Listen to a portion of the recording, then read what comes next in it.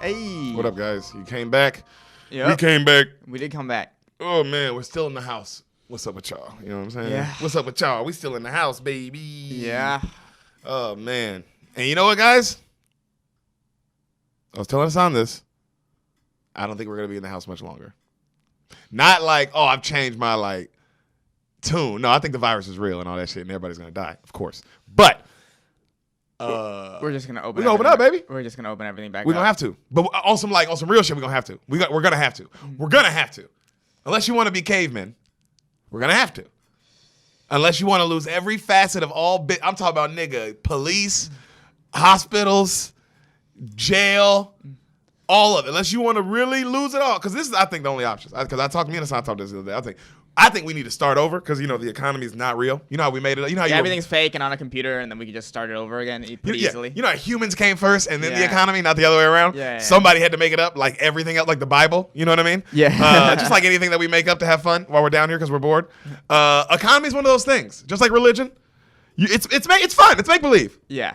It's fun. We make it up. It's cool. I like it. I'm not against it. But just like any good story, like the Bible, you know what they did? They made the Bible back when the Bible was made, and then somebody wrote Lord of the Rings. You know what I'm saying? And then somebody wrote the bitch wrote the Harry Potter. But like, you can keep writing cool shit. You can keep making up stuff because it's all fake. The economy is just as fake as Harry Potter. Literally just as fake. So take. you can, So you can redo it. You can do another one. Mm-hmm. And it could be better. It could be worse. And then you have to redo it again. You can figure it out, but you can do, it's like, bro, that's how shit works. You make it evolve. Mm-hmm. How the fuck did the Constitution not evolve, like in the economy, not evolve, bro? We going off some shit a nigga wrote down how long ago? Yes. When there wasn't slavery? Yeah, like what? How long? 300 years ago now? So it's like, why are we going off this? They made it up. They also wrote that they made that up. So why it's crazy to act like, man, those were the smartest people that ever lived. Nobody will ever make anything up again. We can't, even though, nigga, we made Avatar. You telling me the nigga that made Avatar can't think of some cool strategies for the economy? I bet he can. You know what I mean? Just fucking let some niggas who are smart and new come up with some new shit. Or just reopen. Yeah. and you think we're gonna reopen? I would like you tell me on some real shit. Yeah. Everything goes how like a virus. It kills a bunch of people. Mm-hmm. It kills a bunch of people. And we do what is healthy. What I think is healthy. Yeah. So stay in, try to beat it. Right. All right. Right. But how, now what? I mean, and this lasts, like you said, like anyone said, maybe 6 months, maybe fucking 2 years. So even if it's just 6 months, now what? Right. Everything stops for 6 months around the whole world. Yeah. I mean, either way, you come out of it like. There's no coming out of this good, right? So either way, like everything is closed after 6 months of staying in, and we have to all restart because there's no way the government is going to help anybody that isn't rich. That's just not going to happen. And then by 6 months, it won't be the government. We won't care what they're saying. Yeah. If they're not helping you after us for 6 months, it'll change. We barely care now anymore. That's what I'm saying. Fucking So, Fox News stopped showing the president's nobody gives a fuck. So addresses. Yeah, exactly. You're absolutely right. If Fox News stops, who gives a fuck? And who gives a fuck, really? And then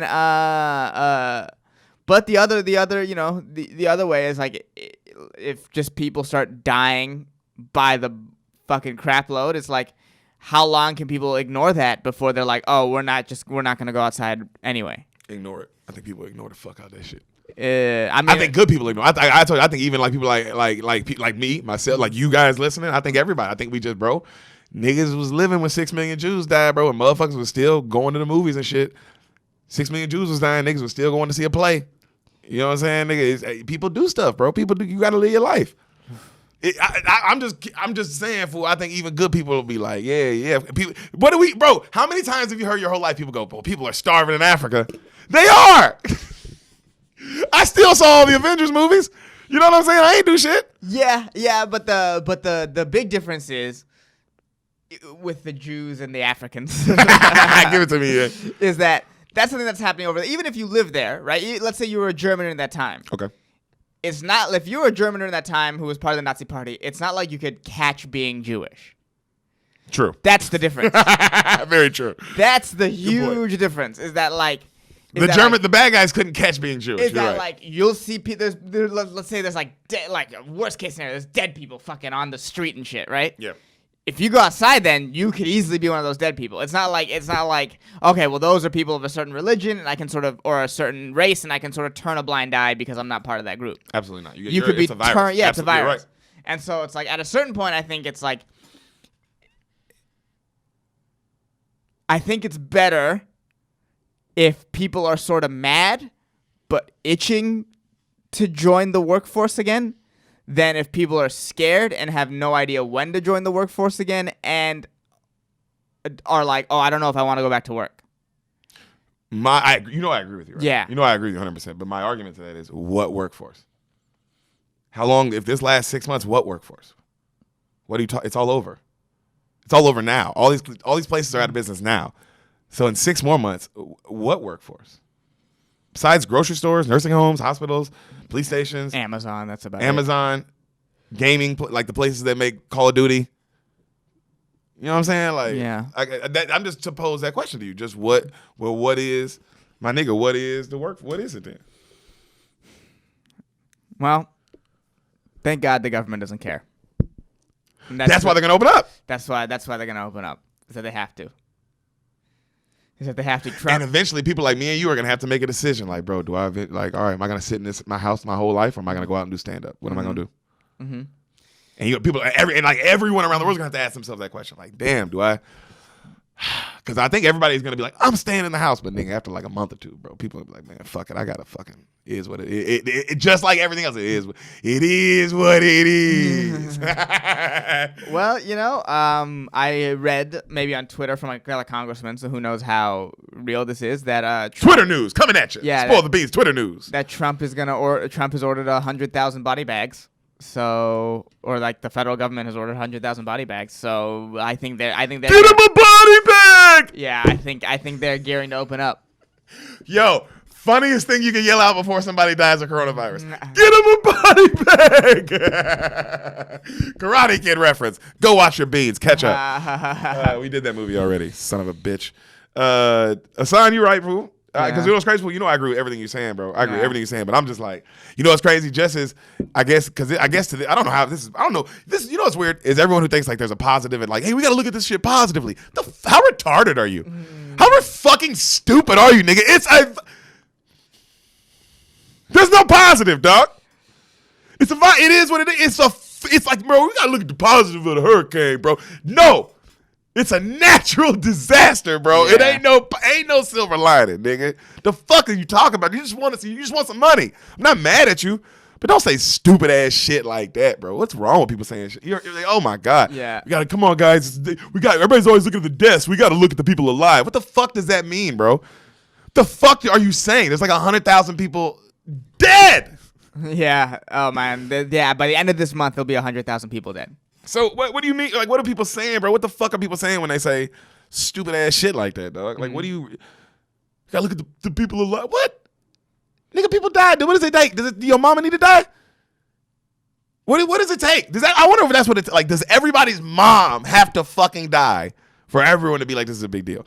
But while I'm saying this, open back up. Yeah. Open back up. Now, at this point, open back up. I'm dead serious, fool.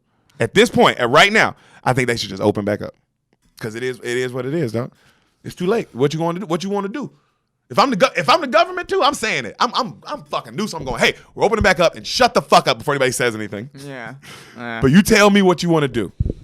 You tell me what you want to do. You want to go to no existence at all, where everybody's fending for themselves, and this is a fucking malicious state, and it is a tyranny because that's what we have to do to control you fucking idiots? Or do you want to just open back up and let some people die? I don't know what you want. I don't want to let people die either, bro. But I know that people are so fucking stupid that we can't stay closed for too long. No. Because we're too fucking stupid, Hassan, and I don't trust anybody. Oh, God.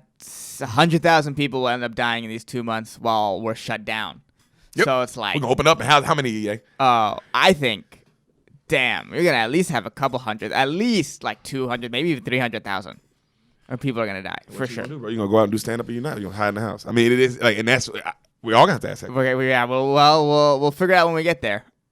I mean, because even in those countries that are opening up, like Korea and stuff, there's still no audiences. No, I know. So it's like, what if we're in that situation where all the businesses are opened up, but they're like, hey, no audiences? No, eventually they're going to open it all up. I'm telling you, bro. Money. They're going to, out of fear and money, they're going to open it all up. Everything. Because we don't know another way. And everybody will die. And we'll learn from that. No, we won't.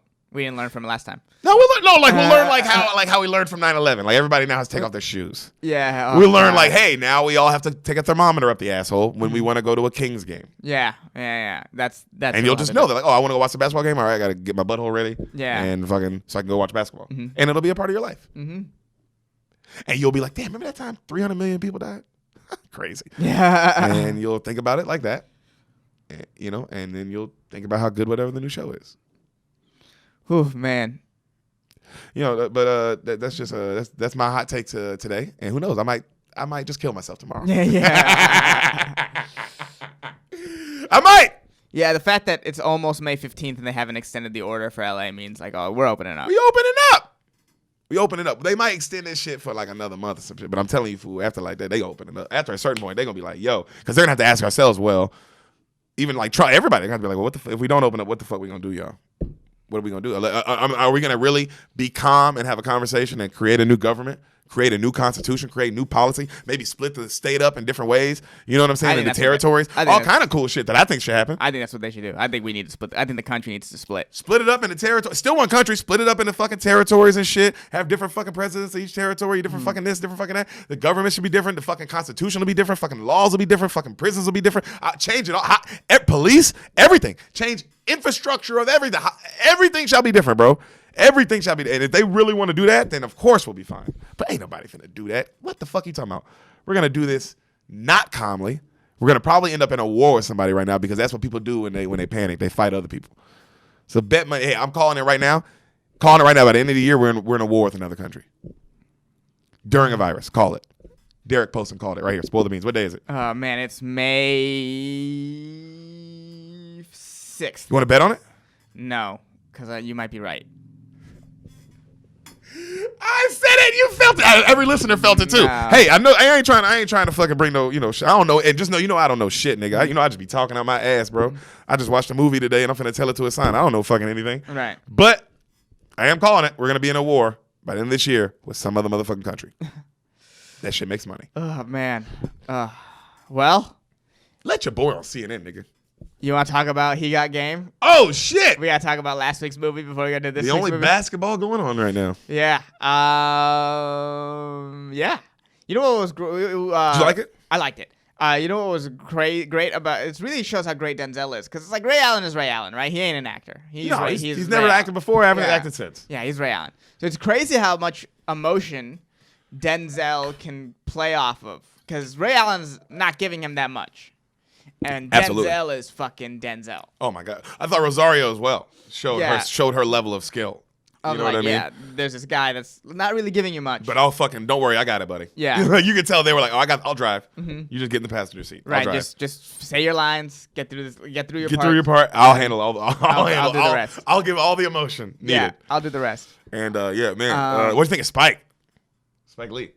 Just the movie. Like, what do you think? The shots. I thought the shots were unreal beautiful. What you said about the mysticism is real. He shoots his movies in a mystic way. I think I love it. It's cool. Yeah, it's the look is interesting always. It feels like the angle's always interesting. Yeah. A lot of the cutaways are cool. Yes. Like a lot of talking to the camera. Love that. Yeah. A lot of that. It's just like a different way of storytelling. Absolutely. For sure. Good way to put it. It's a different way to tell a movie. It's a different way to tell a movie. You're absolutely right. Just by editing and shit like that. Yeah. Choices. Yeah. There was some interesting things in the story that I thought was like an interesting choice that if Spike Lee was here, I'd ask him about. Just like, so at the end when he decides, I thought this was interesting, and I was really curious about this. This is what made, so when he decides to go to Big State, right? And he makes the announcement, whatever. You see the gangster guy, right? The one who gives him the tour and like tells him what it is. He's on the phone and he goes, "Man, I don't know what the fuck he was thinking. He tripping." Mm-hmm. And then you see him when he's giving the tour to the next guy. He goes, "Jesus, man, Jesus was nothing. Mm-hmm. You're the disciple." Wait, it seemed like you didn't give a fuck. Why do you suddenly care where he goes? And it's like, I wonder where he wanted him to go. Everyone, I think, just my guess. Everyone has their own version of your life. I've heard Kevin Durant say that, and I've heard Kobe say, I've heard LeBron say that. Everyone has, when you're an athlete like that, at that level, everyone has their version of what they would do if they were you. You know what I mean? And when you don't do that, it makes people so mad. Because they're right. People are always right. Right. You know what I mean? And that's so true. You know what I'm saying? Because it's like, oh, God, Kate, like everybody's so mad at KD. How you fucking bitch, pussy, go to the Warriors. How you go to the team that beat you. Yeah. And it's like, hey, bro, it's my life. I'm doing what's best for I wanted to win 2 rings. What are you talking about? Like, what? The fuck are you talking about? Yeah, 3 if he doesn't get injured. Exactly. So it's like, what? Like, no, it's my life. You know what I mean? But how mad was everybody at him? And it's like, dude, he's the one that when his legacy's over, he has rings now. Like, he was not going to have rings. He was not going to have rings with the Thunder, bro. It was never going to happen. Yeah. Sorry, it just wasn't. That team just couldn't put it together. But it makes people so mad because it's like they're like, oh, I would have did this. Like, you don't know what you would have did. You know? But I think that's what it is. Because I remember just being around top athletes in high school and seeing guys who do go D1 and make those choices like that. And everybody and their mama has a say. And it's just like when he's walking around campus and everybody's asking, man, it's like that for guys. 100%. Like, I saw that. 4 people where my boy Chris Walker, everybody couldn't go. I mean, but we're talking about Nick Saban's coming to the school. Right. Philip Fulmer's coming to the school. Fucking Urban Meyer came to the school. Fucking Pete Carroll came to my high school. I'm seeing these dudes walking in the hallway, coming to football practice. You know what I'm saying? So it's like this shit. You know, yeah, bro. Everybody and their mama feels like, you should go to USC because of this and that and third. But it's like, man, you don't know what the dude's thinking. He ended up going to Tennessee, by the way. That's what I'm talking about. Okay. Yeah. But that's what I'm saying. This is real. You know, I mean, it's like you gotta make the choices. Maybe you want to stay close to home. Maybe you want this. Maybe you like you even said that when we were talking about the podcast. Like, there's so many layers, factors. Go into it. Yeah. Maybe they got a senior or a junior, or they have a sophomore or a point guard, and I'm why would and he's good. Like, who knows? So. It's also a risky move, I thought, for the governor not to honor his deal, because all Ray Allen would have to be like is some interview, not even not then, but just years from now, being like, oh yeah, I chose Big State because the governor said he would commute my dad's sentence. Yeah. Governor wins though. There's no on paper. There's no camera. It's just he said, she said. Yeah. Governor, politicians ready for that. He said, she said. It's like, dude, did I rape the guy? Oh, then I'm definitely gonna. I win the rape cases. Yeah, that's a good point. I win those. Yeah, that's a good point. That's what I would think. Because he did leave no paper trail. No, he did it completely off the record. Nobody even knew he was out of the jail. They all thought he was quarantined for a week. And then it came out. Everybody thinks he's quarantined, and then all of a sudden it came out that he escaped. Yeah. And so other people are like, wait, I thought the nigga was in quarantine. Yeah, you're right. So it's like it would be such a crazy story that even if Ray Allen came out with it, it would just sound like he was making shit up. Because I mean, everything's already made. It's already in the news that he was out, and then the people in the prison are gonna be like, "No, that nigga was in quarantine." And then you see what I'm saying? Like all the different stories. Governors, fuck governors. That's what I got from this movie. What'd you get from this movie? The governor really fucks him. Governor's an asshole. He really fucks him. He goes to the fucking college. He gets him. He gets him. He didn't technically make him sign the paper. That's what it was. Yeah, well, that's politicians. They're good at that sort of shit. They're good at the dance of like getting what they want and framing things to how they want it. The Jerry Krauses of the world. Yeah. Yep. Just little fucking minions. They're smart and they can get there. Don't get me wrong. I wouldn't call him a minion because that guy was making decisions. That's what I'm saying. No, even the guy who's a warden or the governor is like you don't get that position. You got there. I mean, you know what I'm saying? You pulled the right strings. You pulled some right strings. You made some good decisions. You played the game. Played the game and all that doesn't mean you're still not Jerry fucking Krause. And the only reason you're remembered, you would have never been remembered if it wasn't for this fucking document. I would never know you. You fucking loser. So at the end of the day, you got what you wanted, but Michael was like, but you're going to get it in this way. You dead motherfucker. Yeah, he really, Krause is definitely not looking good in this documentary. That's for sure. Just making terrible decisions. Hot take, son. Yeah, just making just the weirdest decision of all time to break up that team. It just makes no sense. Yeah, that's one of the craziest decisions. Like even beyond sport, it's just like, whoa, yeah, why? You don't break business, up everything. You don't break up a championship team while they're winning. You gotta let them defend their title. Dude, 3 in a row, 6 when your star's there. Yeah. 6 in a row when your star's there. 3 in a row when he's not. I mean when he is. Oh my God, Jesus Christ. Yeah, I mean you will go to the Eastern Conference Finals the 2 years he's not there, or you still go to the playoffs the 2 years. Well, the one year is because of him. Oh yeah, he They came go- back. Yeah, he came back. He came And, back. I mean, he came back 17 games in the season and then almost got him there. You know, but Magic were too strong. But that's another story for another day, guys. Yeah. Why don't you sit back, and we'll be right back. We'll be right back, guys. Beaners, this is your intermission right now. Before we get into the episode you are here for, really quick, thank you for listening. We Yes, love you. We do.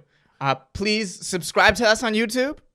Rate and review this podcast on iTunes. Please rate and review. That stuff matters. We could use the help, and we would appreciate it. Yeah, tell your friends about the podcast. We know you love it. Tell your friends about the podcast. We know you love it. You keep going back and listening to old episodes. That's Yeah. how we know you love it. We appreciate that. And follow us on Instagram at Spoil the Beans, and then you can find our individual Instagrams. We're linked on everything. Follow Derek us from Poston, Sanamad. there. Yeah. Yeah. Oh, and shout out to Greg Scamato for making our theme music. If you want some more samples from him or maybe help from him, check out gregcanhelp.com. Yep. Yeah. And now back to your future presentation. We're back. Yep. We didn't go anywhere. We're back. I guess Hey. we went a little place. I went back to my room. Yeah. I went to the living room. Yep. So we went places. Oh, man. Derek. Yeah. Where do you go if you need Where do you go? graphic design needs? Well, I go to CheetoCon and on Instagram at CHITOKAN. CheetoCon. The best graphic design needs out there, man. CheetoCon. The Jews are here. And do you like football, Derek? I do. Well, do you know your friend Darren Bates? Yep. Do you know he plays football? Yep. Do you know he plays football for the Tennessee Titans? I didn't know that. Wow. Well, you should. And you should follow him on Instagram at Wesleyan_son56. Wesleyan Son 56. Or you can just search up DARENBATES. He's got a blue check mark. Darren Bates. He's our sponsor. Go follow him, guys. Yep. That's what he wants. That was a sign working through it. Yeah. That's what we called that segment. I was like, I'm going to let him talk and see how he does. And whoa. Jesus Christ. That was him. We'll get better, though, bud. Yeah. Expected some help. Uh-huh. Yeah, I know. I was like, oh, man, he couldn't handle this by himself. Yeah. I was like, whoa. Lord of mercy. Son Ahmad, Yes. how are you? I'm okay. How you feeling? Just feeling. I'm doing all right. Just sort of sitting Can you and give your waiting listeners like anything? everyone else. Anything about yourself? How you feeling? Just like, Give me some real. yeah, just like sort of just nervous about like what is going to happen in the next couple of months, if I'm going to stay, if I'm going to leave, if we're going to reopen, and then, just trying to get through it, really. Just trying to hoping, a lot of hope that we come out of the other side good. I think that's the most I can do is hope. Yeah. Yeah. Yeah. How about you? How are you doing? Oh, I'm good. I'm good, brother. Watching movies, watching lots of movies, getting through this. That's the best part. Is movies are always awesome. And even during the pandemic, movies are still the shit. And there's time to watch a bunch of them. Dude, going through the Avengers shit, going through like old like classics, like because we did Green Mile, I ended up watching just like all of Shawshank like the next day, just shit like that, and it's fucking like just been doing that every day. Going through the Avengers movies one by one is fucking awesome. Where are you at now? We are you're doing it with us, which is but we are at Civil War. I like how you asked, like he also wasn't doing it. He's also right there, living in the house doing it. But yeah, Civil War. So god damn, them just are good, bro. Also, it's great because like Civil War, you still have like 15 left. Yeah. There's still so many fucking movies left. And then once you get to the second cycle, it's like from Winter Soldier on, it's like everyone is just a hit pretty much. Oh man, yeah, that's true. God, it did take them a minute to figure it out. Took them a little bit. They had some great ones in the first cycle. They had some great ones, and they had some misses. Iron Man 1 and Avengers 1. Those are the great ones. Those are the great ones. Everything else was a miss. Yeah. Literally all the other ones were bad. All of them. Yeah, that's cool. And then where does Iron Man 3 fall again in the thing? I always forget. Iron Man 3 falls in right before Avengers. Right before. Right after Avengers. Right after Avengers. Right after Avengers, Iron Man 3. That's the first thing, and then Thor 2, and then it gets good. Yeah, really. Winter Soldier is when it's like, oh shit, they're figuring something out. Yep. And but those movies are done, so I'm glad that we We got to see them for what You they got were. to see them? Yeah. And I'm glad they got to Endgame. So at least they got to finish most of it. And there's still the Black Widow movie, I guess. That's Yeah. the one. That's the one that still hasn't come out yet. Why isn't it out? Just release it. They're hoping. They're hoping to get that $1 billion check, but it ain't coming, guys. It ain't coming. Just put it on. Put it on Disney Plus. You make your 250, 300 mil. Yeah. And deal. And be happy with it. Because that's what it is. Yeah. That's what you're gonna get. You ain't getting that $1 billion payday no more. And all your TV shows that you were gonna make have been shut down, right? Yep. They didn't finish them. I don't know. Apparently I think they did. I'm not sure because it's weird that the hold off on WandaVision and Captain America and shit don't make no sense. That don't make no sense. So they finished filming those. Pretty sure, but maybe I'm wrong. But I'm pretty sure they did. Okay. Doesn't make any sense. Yeah. It doesn't. Why those aren't out? They released The Last Dance early. Yeah. Just release shit. Was also more people watching. It's like 7 million people a night watching The Last Dance, bro. Like some crazy number. You know what I mean? So it's like, yeah, just clearly get the numbers. Right. You'll get all the numbers. Right. Because people are doing nothing. Yeah. So it's like this is like the best time. Whereas like if you wait for theaters to be open, you might make the nut you think you're gonna make, or maybe people will be like, I'll just wait till it's on video on demand for a while. Because I'm not gonna be in the first wave of the theater crowds. No. God. You're not gonna make the big money because a lot of people will be like, well, let's see what happens first. So it's like, might as well just release it. Yep. Also, So people will go stupid. crazy for anything Marvel right now. Dude, nuts. Yeah. They'd lose their fucking minds. I would. I know I would. I know I'm a part of that. You know, so it's like I feel like most people are Marvel heads, considering they make $1 trillion every movie. Really, what you doing, bro? Just release it. You think the people in the Philippines don't need something to watch, or whatever the fuck, China, or Whatever they're doing over there. Yeah, or the billions of dollars you make fucking overseas. You know what I mean? Just give it to What them. are they doing in the Philippines Right? now? Right? What's happening in like in Thailand right now? Oh God, or like the Indian slums or whatever the fuck. Yeah, is like are going they on. social distancing in the fucking in the ladyboy houses? Are they? I wonder how many like brothels are still going on. Probably still full swing, right? Not. That's a good question, Hassan. Now, that's a question for the government. Are brothels open? I don't think they knew. And what phase are they in? Is that a phase 2 or a phase 3 kind of thing? Or do you need a live audience for that? Who knows? The phases aren't real. It's all bullshit. Yeah, phase 2 starts Friday for us, and nothing's changing. California. Nothing's changing. No, it's just you can go pick up some pants outside if you want. Yeah. You can go to Macy's and be like, hey, bring them pants outside. That's all you can do. But you can't try them on, really. No, you better hope they fit, nigga. Yeah. That's all. You get one pair. You better know your fucking inseam. You better know. Hey, yo, all clothes shopping now is for there is no trying on. Yeah. There's no more try. That's done. That's done. Unless you're a billionaire, you can afford like niggas to bring wardrobes over. You know what I mean? Ain't nobody trying on pants.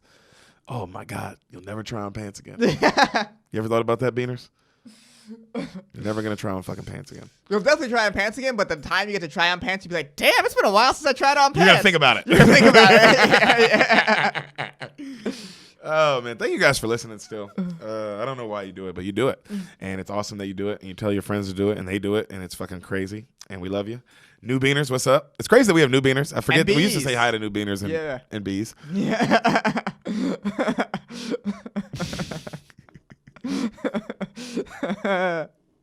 Welcome. Welcome everybody. Any of our listeners that have the coronavirus, what up? Congrats to you for being a soldier and still listening. Mm-hmm. You know what I mean? With the virus, whether you know you have it or you don't. Good for you. And hopefully it builds long-lasting immunity. Fingers crossed. You know what I'm saying? Gang, gang, buzz, buzz, all that shit. Oh, I'm not wrong podcast. Yeah. What is the world, But Hassan, we're here. We are And here. we're still doing the beans for y'all because you guys like the beans. You You guys like the beans. I don't know why you guys love it, but you love it. And we love to do it. It's fun. I love these movies. And then Hassan gets a reason to watch a movie. Yeah. A movie that I would have probably never watched. So it works out for everybody. It's a win for everybody in a weird way. It is. It's a weird win for everybody. But guys, today, I'm just going to kill myself. Okay.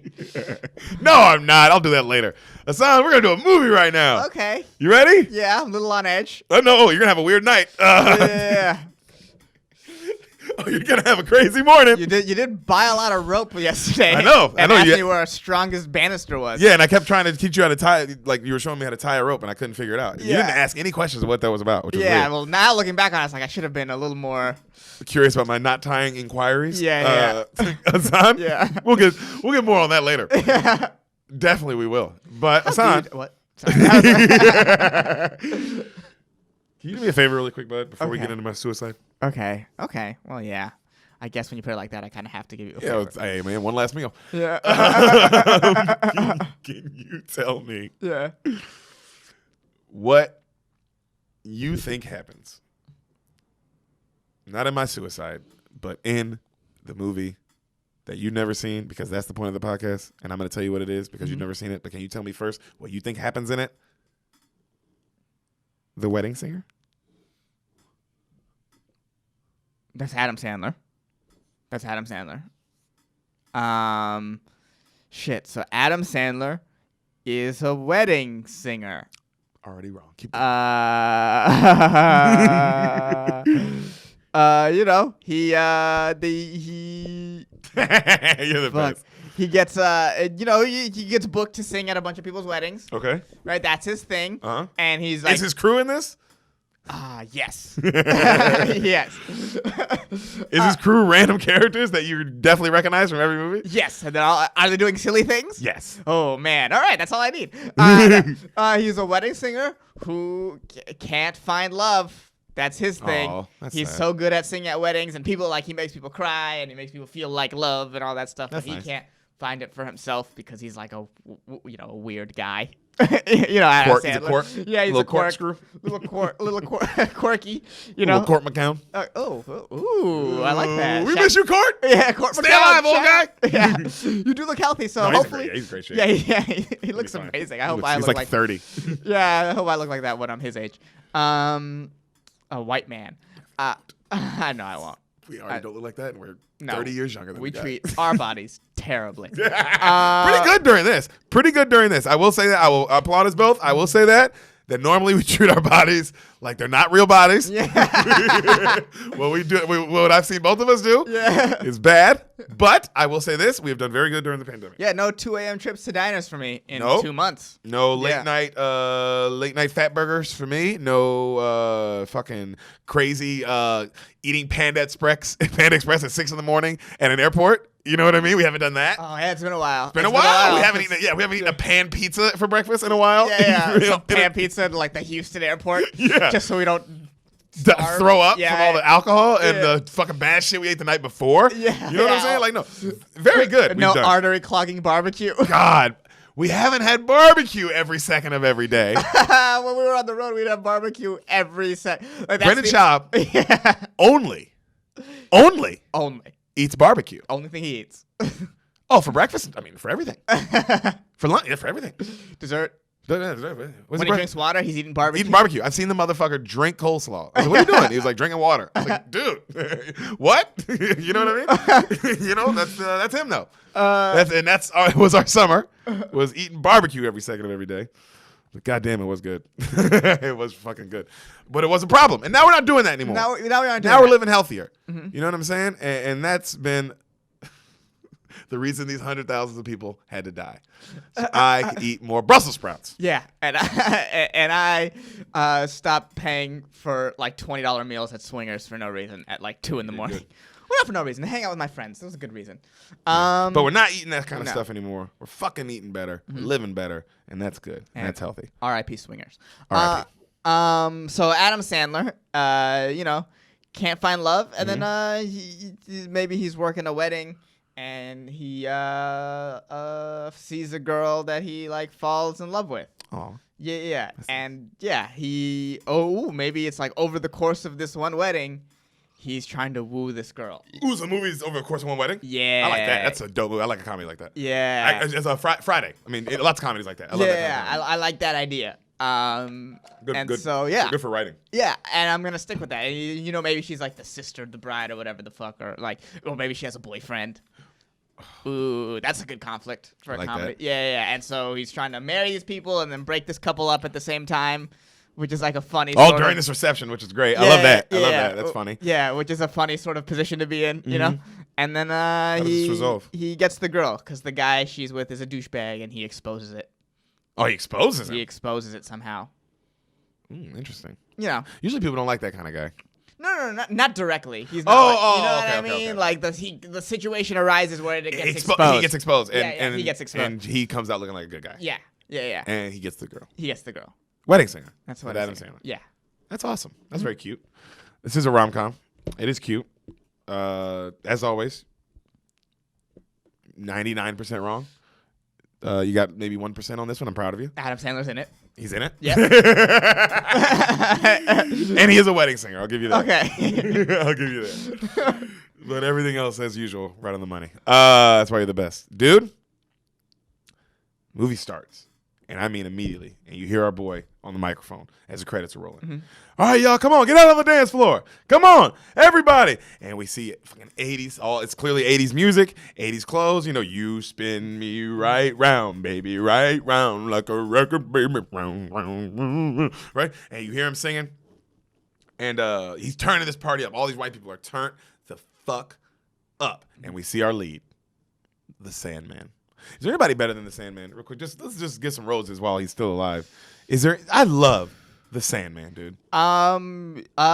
Range, good range, unbelievable range, comedic abilities, just so fucking funny for a course of time over so long. Unique characters. Yes. Like even the ones to build a movie around. Yeah, like a water boy, a wedding singer. Yeah. A guy who has to fucking go back to school. Yes. Yeah. A guy who gets a remote and learns about family. Yeah. Crazy character choices. A fucking hockey player turned golfer. Yeah, a devil's son. It's devil's son. Yeah, it's just like all these unique characters. Amazing. Unique where it's like, oh wow, you're gonna build a whole movie around that? And he's like, yeah. And they can do serious movies. And, I mean, my favorite part about the man, and always will be, puts all of his boys in every fucking movie. That's the best part. I mean. That's the best 20 years of doing it. That's the best part. I mean, I just, when I think of somebody who did Hollywood right, or like how to do it, I think of the Sandman. Writes his own movies, directs some of his own movies, produces all of his own movies, produces all of his friends' movies. It puts all of his friends in his movies so they can have their own careers. Yeah, now his friends are all famous in their own right. In a certain way. Absolutely. I mean, and every time he makes a movie, they're still in them. They're still in it. It's like, well, yeah, even if you're David Spade, if Adam Sandler calls you, like, yeah, of course. Oh, it's because it's the hang. Yeah, the hang. It's the hang. You can't beat that hang, man. And God, I fucking genuinely, he's one of my comedy heroes of for sure. Just how he managed it, man. How he managed a movie career and that kind of superstardom. Dude has no scandals. Dude is just a straight up family dude. You know what I mean, bro? No scandals. Yeah, you're right. Ain't no like, oh, there's that one thing there's that, you got picked up with that hooker that one, or you know what I mean? Or like, no, bro, the motherfucker's been clean. Motherfucker don't wear suits to fucking award shows. He wears shorts and sweatpants. I mean, everything about the nigga is just like, bro, that's a comedian. He is a comedian's comedian. And I just want to give some roses real quick while we still have because he's a goat like Mount Rushmore. I mean him, Jim Carrey, Will Ferrell, you know what I'm saying, Bill Murray, like he's up there, bro. You can put the Sandman in there, bro. He's Steve Martin, he's up there with that echelon of fucking just Eddie Murphy, leading movie comedy band. Oh yeah, which is something that we don't really have it anymore. Yeah, we don't have it anymore now. I mean, I love Kevin Hart and I love Tiffany Haddish, but they need other people in the movies. It's not a knock on them, but it's a group comedy thing, and that's dope. That's fucking awesome. I like that. That's also the new style of comedy. Seth Rogen kind of changed that whole game. But when they kind of came in, it was back to that. But Will Ferrell was definitely the last one of the leading by himself, a tornado of funny. Right, and it's like, oh, okay. There was a time, and like Sandler there's a time where where every movie they made didn't miss in terms of funny. Yeah. Murray, they all had a run. Martin, Steve Martin, they all had a run. Yeah, and why I put those guys special because all their run lasts a decade. Your run has to last multiple decades, and all those guys have lasted. Some of those guys have lasted like a fucking. Well, Steve Martin, Eddie Murphy, because Eddie started in the 70s and has been famous until now, so it's like, God damn. Sandman, right when he hit in the early 90s, he never stopped. No. Carrie, same way. Like right when they hit, it was like, oh, you about to get these movies. And then even if like And what you find is, so it's like they have like a generation or like these leading comedy bands have 10 years where like everything they make is a fucking hit. Yeah. And then they'll have a couple movies that aren't hits, but then interspersed between that, they'll have a movie that's a hit. Yeah. You know what I mean? Absolutely. That like Sandler had a bunch of movies recently that Netflix are okay. Yeah, right. Whatever. And then I like some are whatever. Yeah. And then Uncut Gems. You know what I mean? And then they'll do that. Oh man, Eddie Murphy was like, oh man, this, that. He's just doing the Shreks or whatever, and then that nigga did Dreamgirls, and people were like, oh. Yeah. Well, I wouldn't even. I would get this nigga an Oscar. I mean, he won Oscar yeah. now. Yeah. I would say like in between the Pluto Nashes and all that stuff, you had Shrek is a huge hit. Well, I mean, he's doing. Yeah, you're right. But in between the Pluto Nashes and the fucking Meet Dave, he did Dreamgirls. Oh, Dreamgirls. You know, and it was like a reminder of like, hey y'all. And I've never seen Tower Heist, but I heard he was great in that. Love Tower Heist. He's great in that. Yeah, he's great. He's great in that. It showed him. It was weird to see him play an ensemble role because he took the role. I mean, he let Ben Stiller be the lead. Okay. And he took the side role. So that's also like very Dwayne Wade of him. Yeah, it's very like his way of saying like, oh, I trust this guy. That's my stamp of approval. Also, goddamn, we didn't say Ben Stiller. Ben Stiller's in that echelon. Like, you have because also anybody who directs their movie too. Directed Tropic Thunder, wrote Tropic Thunder, started Tropic Thunder. Get out of here. Get out of here, dude. You're a fucking, who are you? Did he direct Zoolander? Direct the Zoolander. Yeah. Wrote it, starred in it. Yeah, Ben Stiller's in that. That's a bad, I mean, to write and star is it's also crazy for Ben Stiller because he's the son of a comedy legend. And that's like, oh my God, even like harder. Even harder. You're right. Yeah. To step out of your dad's shadow like that. And your dad's a beast. Yeah. Dad's a fucking Arthur Stiller, dude. Yeah. That is so funny. Jerry Stiller. Jerry Stiller. I don't know who Arthur is. I don't know why I keep saying Arthur Stiller. I think his character is Arthur in one of the shows he's in. Yeah. Yeah, oh yeah, multiple shows that he's in that are iconic. I mean, Seinfeld and King. Seinfeld. And then King. I mean, yeah. I mean, yeah, but so many things. Damn, bro. God, we've got to live through some good goats. 90s were filled with comedic leading men. Yes, comedic leading men. That was a thing. 90s, early 2000s. Kind of ended. I think. I mean, yeah, it ended. I think Seth Rogen is amazing, and I love him. But he definitely started back. It was like, all right, let's get back to the ensemble cast, which is not. And I love that too. I mean, Pineapple Express and fucking This Is the End. All them super bad. Them top notch, bro. Them top notch comedies, just like fucking Dumb and Dumber and other shit. I think but just different styles now, man. What are we talking about? So the movie starts. Oh, the movie starts. Yeah. We see the Sandman. All right, we see him. He's singing his ass off. He's turning the party up. All these white people are turning up. When did this movie come out? 98. Okay. 98. Yep. So yeah, he's in the thick of the run. He's in the thick of it. So I think right after this is Big Daddy, which is another one. Yeah. God damn. So Ridgefield Banquet Hall, 1985. It's a period piece. It is. That's funny. It's a period piece. Yeah. He goes, all right, guys. He finished singing, and he goes, all right, guys, we're going to give it up for the groom's brother, David, everybody. Give it up for David. A drunk Steve Buscemi walks up. Okay. In his crew. Steve's in his crew. Oh, yeah, huh? Steve's in all of his movies. That's fucking crazy. Every single one. Whatever, yeah. You forgot that he's in that crew? Yeah, because he's not necessarily just a straight comedy actor. Yeah, and also... And not a comedian. He's his own star. Yeah. So you forget that he's also... in every single Adam Sandler movie. Yeah, well, yeah, he's in every single, and he's like in like serious ass shit. Like he's in more serious shit than comedic shit, I would say. Yeah, no, all of his comedic shit is every Adam Sandler movie. Yeah. That's the only thing that I've ever seen him comedy wise in. I Now Pronounce You Chuck and Larry, Big Daddy, this. Happy Gilmore. Yeah, he's literally in every single Adam Sandler movie. All the way up to Grown Ups and all that shit. Yeah, wow. I can't think of any comedic movies and that's not Adam Sandler. But now you start talking serious shit. He's in nigga. What? That's a bad man, everything, dog. Fucking, he's in The Sopranos. Yeah, Steve Buscemi a bad man. So comes up, he's super drunk, and he goes, "When my brother, asked me to be best man, I said, of course. You were always there for me, brother." The brother raises his glass. He's like rehab. Remember that? You were there for me. Because Harold, always the dependable one, and I'm the screw up, right, Dad? And the dad's just puts his head down, and he goes, "Harold wouldn't beat up his landlord, huh, Pop?" "Well, I got a little news flash, Pop. Harold ain't so perfect. Remember in Puerto Rico, Harold? those two prostitutes. I mean, hell, we didn't know if they were prostitutes. And Adam Sandler grabs back like, okay, all right. He's like, woo! And then the dad, he looks at the dad as Adam Sandler's taking him off stage. He goes, I'm a person too, Pop. And the dad goes, you're a moron. And then he starts like crying. Jesus. And then, bro, this is the best. Like Adam Sandler goes, all right, everyone, hey, the best man, everybody, the best man. People start clapping. He goes, yeah, the better man. They'll be divorced in a month. And he walks off. And Sandler's like, all right, that happens. But he's super nice. He just immediately is likable. He's like immediately likable. And he's saying how he's like, guys, I'm getting married next week.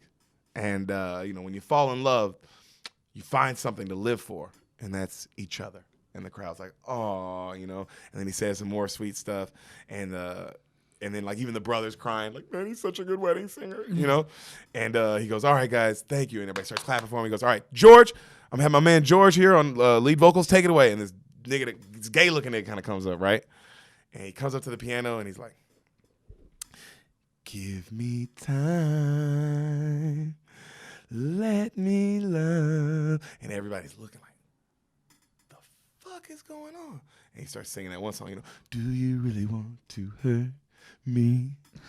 Do you really want to make me cry? So everybody's just looking at you like, what the fuck is happening, right? So we see another one of Sandler's homies, like one of the dudes. It's in all of his movies, right? Mm-hmm. And he starts talking to him, Sandler, right? And he's talking about the new hot waitress. Damn, she's bad, this and that. They show her Drew Barrymore. Did you know she was a girl in this? No. Mm-hmm. Wow, so she's in like two of his big ones. Big ones, yeah. Yep. I think. Oh, it makes total sense why she's in 50 First Dates, because she is the cutest person you've ever seen in this. Okay. Not hot, not fun. No, bro, remember in Charlie's Angels? This is our second Drew Barrymore. Yeah. Charlie's Angels, she is bad. Oh, my God. Nigga. Yeah, the race car scene? Yeah. Oh, I thought she was the hottest one. Oh, me too. I also thought she was the hottest one. Mm-hmm.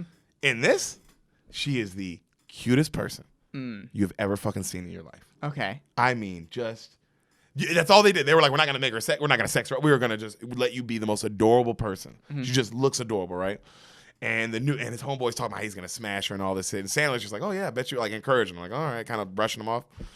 So cut back to Drew Barrymore. She's working with her sister, right? And they're both waitresses at the wedding. Mm-hmm. And you recognize the sister. I don't know her name, but right when you see her, you're like, oh, that white bitch. I've seen her in a million things. Okay. All right. And they're just kind of hanging there talking, right? And so you see her, they work together, and then cut back to Barrymore's complaining how her man hasn't set a date. All right, Pam situation with what's his name on The Office, Roy. Pam and Roy. She was like, I've been wearing this ring for 2 years like a goddamn idiot. You know what I mean? Yeah, it's a long 2 years. 2 years, a long time. Bro. And she's like, I can't believe I moved out here for this guy, and I did this and I did that. And the sister's like, it's all right, you gotta calm down, let it work out. Mm-hmm. So in the party, Sandler sees this like little kid who was drinking, who was about to throw up, right? And he's like, oh, dude, come with me. And he like helps him, gets him outside, and when he takes the kid outside and starts throwing up, because he looks at George like, George, keep going.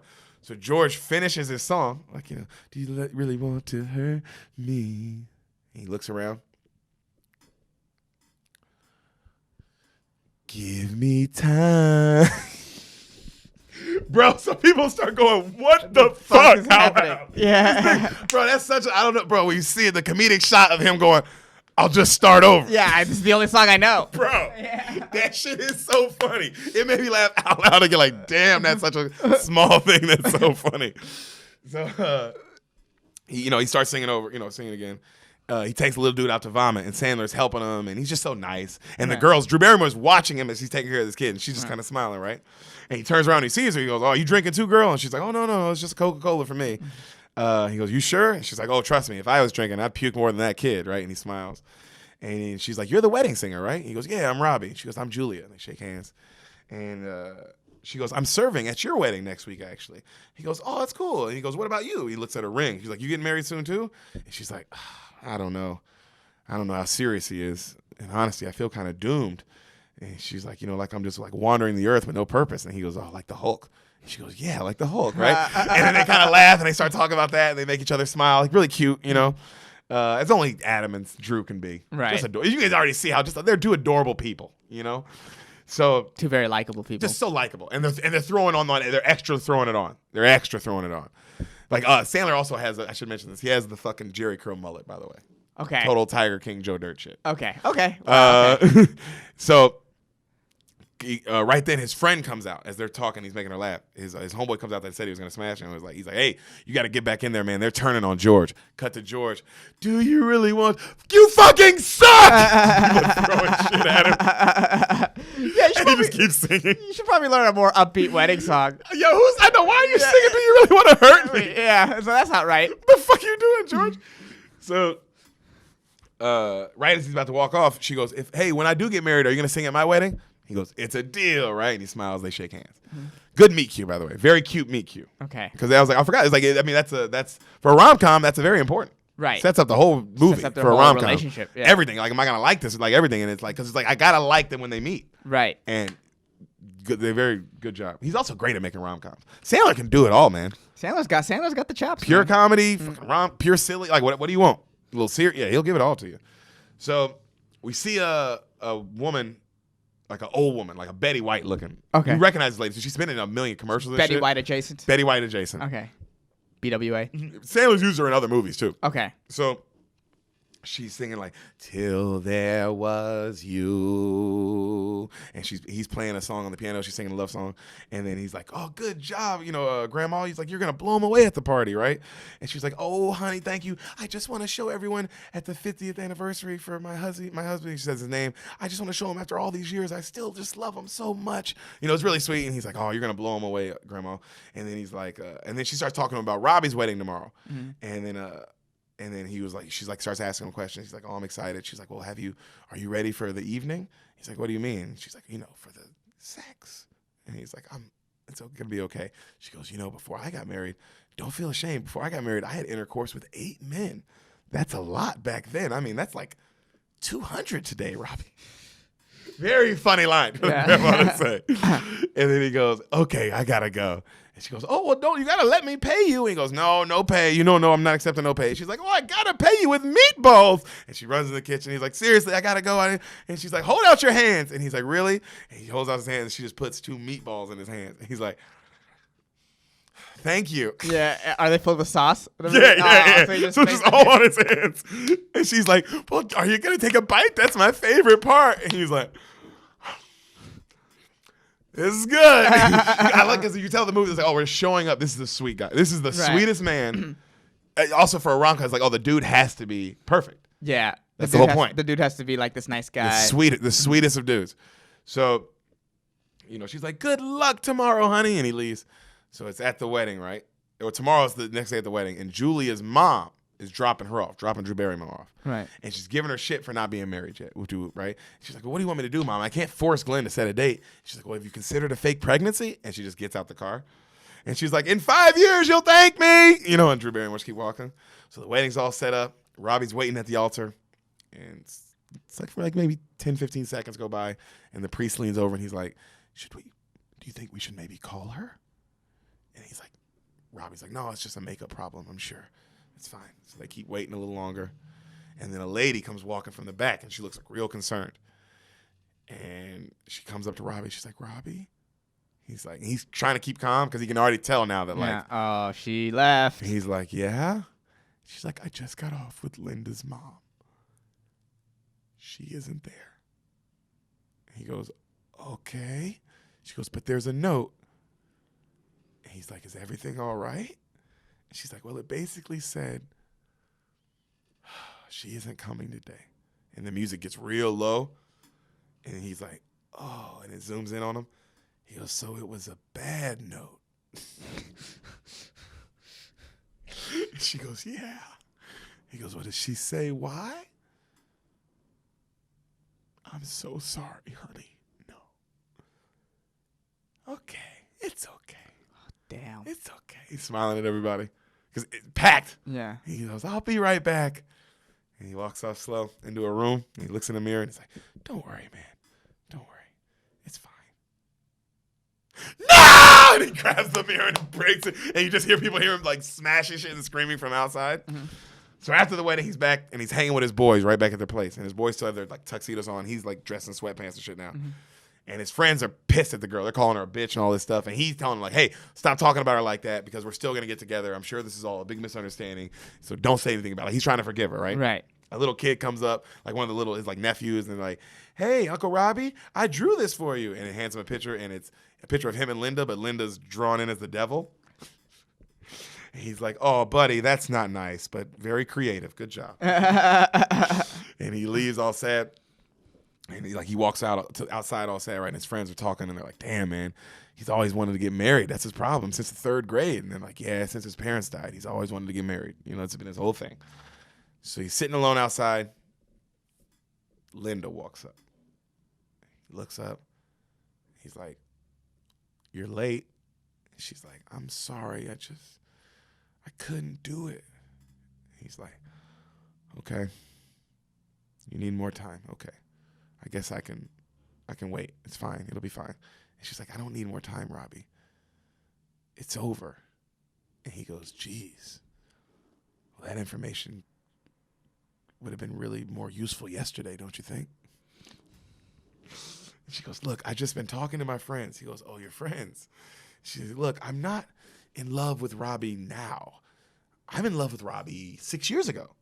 You know, the Robbie who was trying to make it in a rock band, and the Robbie who used to wear leather pants, and the Robbie who used to like be a rock star and do this and that." She's like, "Now, I mean, am I supposed to wake up every day and I'm going to be married to a wedding singer, and I'm going to never leave this town?" And then Robbie's like, I love it here. We grew up here. We've been here our whole lives. Why would we want to leave? I want to raise a family here." And then she's like, "Ugh. Look, so what? And I'm supposed to just stay here with you? So while you were out doing wedding gigs for $60 a pop? I don't think so, Robbie." And he goes, "Again, information that would have been really useful yesterday." Yeah. Yeah. I 100% feel him. Oh my God. Like, hey, I'm not even mad that you think all these things. Yeah. But you could have told me this yesterday morning. Oh God, it's crazy. That's a real thing that happens to Oh, the people. embarrassment of that, bro. Of just like being left at the altar. I can't even imagine. It's also the funniest thing ever. Yeah. Now that we're saying it out loud. Well, yeah. And I'm envisioning watching like that happen to somebody. Mm-hmm. And I'm like, okay, it's the funniest thing ever.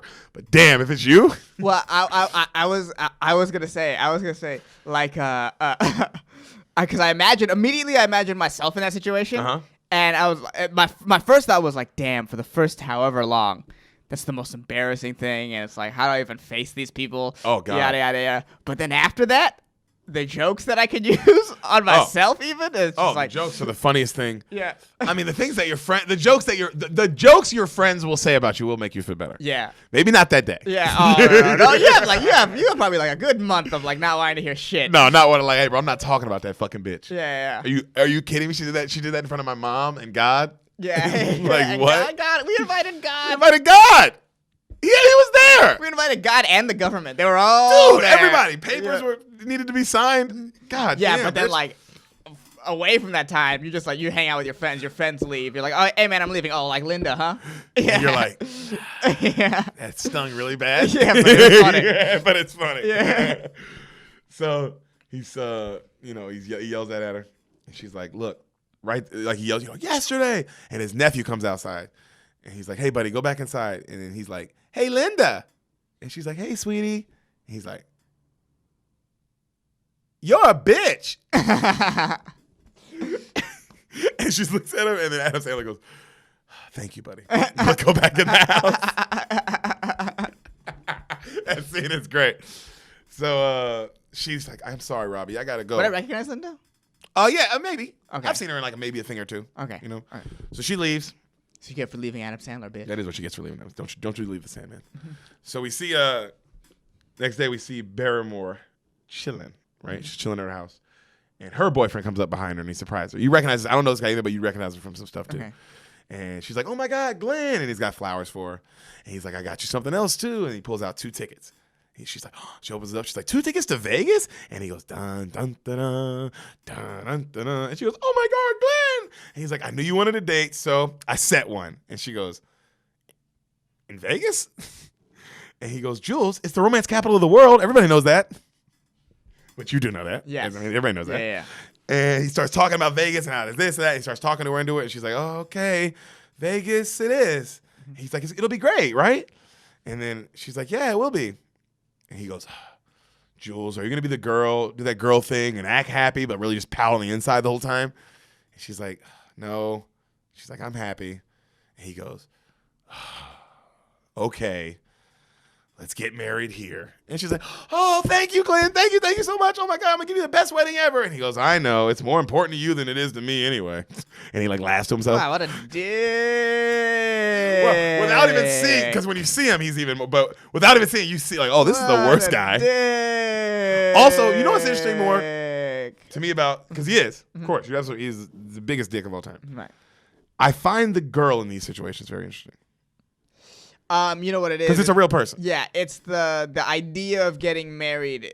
I think for some people, and clearly, same for Adam Sandler, is so much more important than what how the other person feels about it. Than who I'm getting married to. Who I'm getting married to. Absolutely. Clearly, he doesn't want to get married, and it's No. like fucking in her face. But she just wants to get. It's so bad. Because the idea of getting married is just so drilled into you as a kid. Like, you gotta get married. You gotta get married. You gotta get married. You gotta get married. And then on top of that, if you're a woman, you're told that it's something you should be planning for since you're a little kid. You know what I mean? Like, there's that on top of it. It's like, and then but it's just like, yeah, you get clouded by the idea of getting married more than like what it means to marry that person. Yeah, and what it's really gonna be like. Yeah, and like who you marry is much more important than getting married actually. Oh, 100%. Yeah. So his best friends show up. His homeboy shows up the next day, and Robbie's just in the bed. And it's been 5 days since he's come outside, right? And his homeboy's like, hey, Robbie's just in his bed in the dark. And his friend gets in the bed with him. He's like, hey, man, you have to go back to work. And he's like, I don't want to go. He's like, come on, dude. There'll be 100 drunk girls at this wedding tonight. And he's like, come on, come get with one. And he's like, dude. And then Robbie's like, I'm a loser. I've done nothing since high school. No one will ever marry me. And his friend's like, marry you? Dude, I just want someone to play with your ding dong. And then he gets out of the bed and Robbie opens his eyes like okay. So cut to the wedding, right? And it's Robbie singing, and he looks like shit. He looks drunk. He's all fucked up, and he's like, holiday, celebrate. I live in my sister's basement. And of course, all the people are like, what the fuck did we pay for? Yeah. You know? And he starts talking. He goes, Cindy and her husband, I want to say congrats. You guys are good. Cindy showed up, huh, buddy? That's the most important part.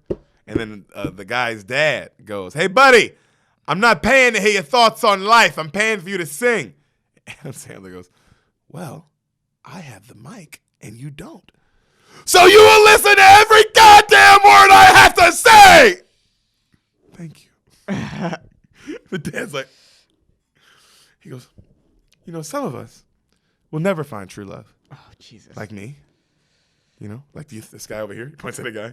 He goes, this fat guy. He'll never find true love. The lady with the sideburns over there. And like they show each person like a lady has sideburns. And she's like and then he goes, everyone at table 9. And it's just a table full of nerd looking dudes. He goes, because apparently we have nothing to offer the opposite sex. But and then right then the dad goes, you're the worst wedding singer in the world, buddy. Sir, another outburst, and I will strangle you with this microphone cord. So, here's some mood music for you. And the band starts playing, and he goes, woohoo! Cindy and Scott are the newlyweds, everybody. Whoopity-doo! Well, he loves her, and she loves this guy right here. But he loves somebody else. You just can't win. Oh, my God. What is he, the scarecrow from The Wiz? And so it goes till the day you die. This thing you call love is going to make you cry. I hate you. The couple.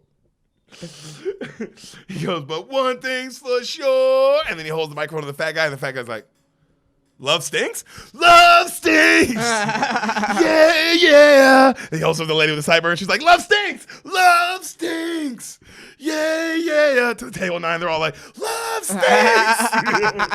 Yeah. And he turns and he hands to the dad, and the dad knocks him the fuck out.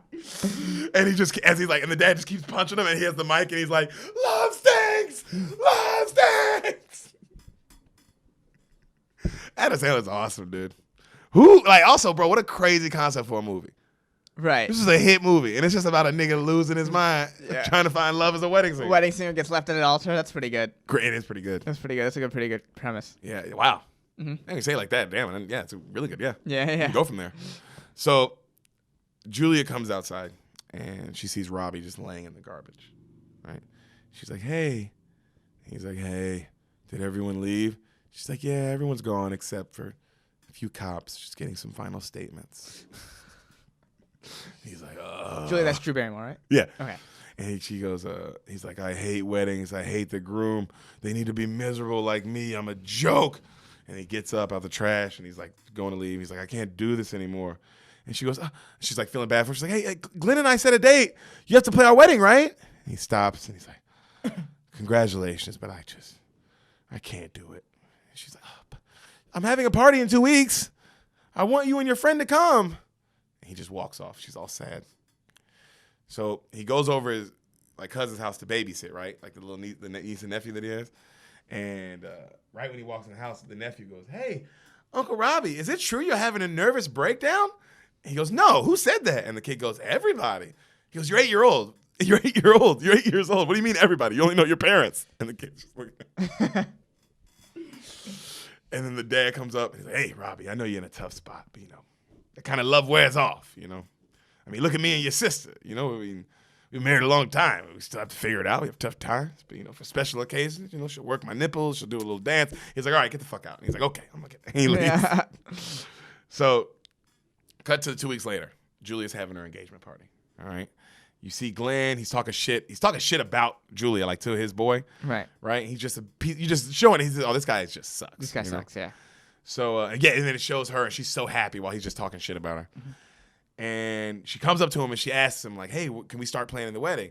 And he's like, oh, I think you should just do it all, honey. And she's like, oh, but I want to do it together. I think we should do it together. And he's like, oh, that's not really my thing. And she's just like, oh. That hurts. Yeah. Getting married to me is not your thing? Didn't know. So Robbie and his homeboy get there, right? And his boy's dressed exactly like Michael Jackson in Thriller. Exactly. And he's like, bro, why did you wear that? And he goes, well, I look cool. He goes, well, just lose the fucking glove. You look ridiculous. And he takes the silver glove off. And so they walk over and he introduces himself. Like, she's like, Julia's like, hey, Robbie. Hey, Glenn, this is Robbie. Whoop, whoop. And then Robbie...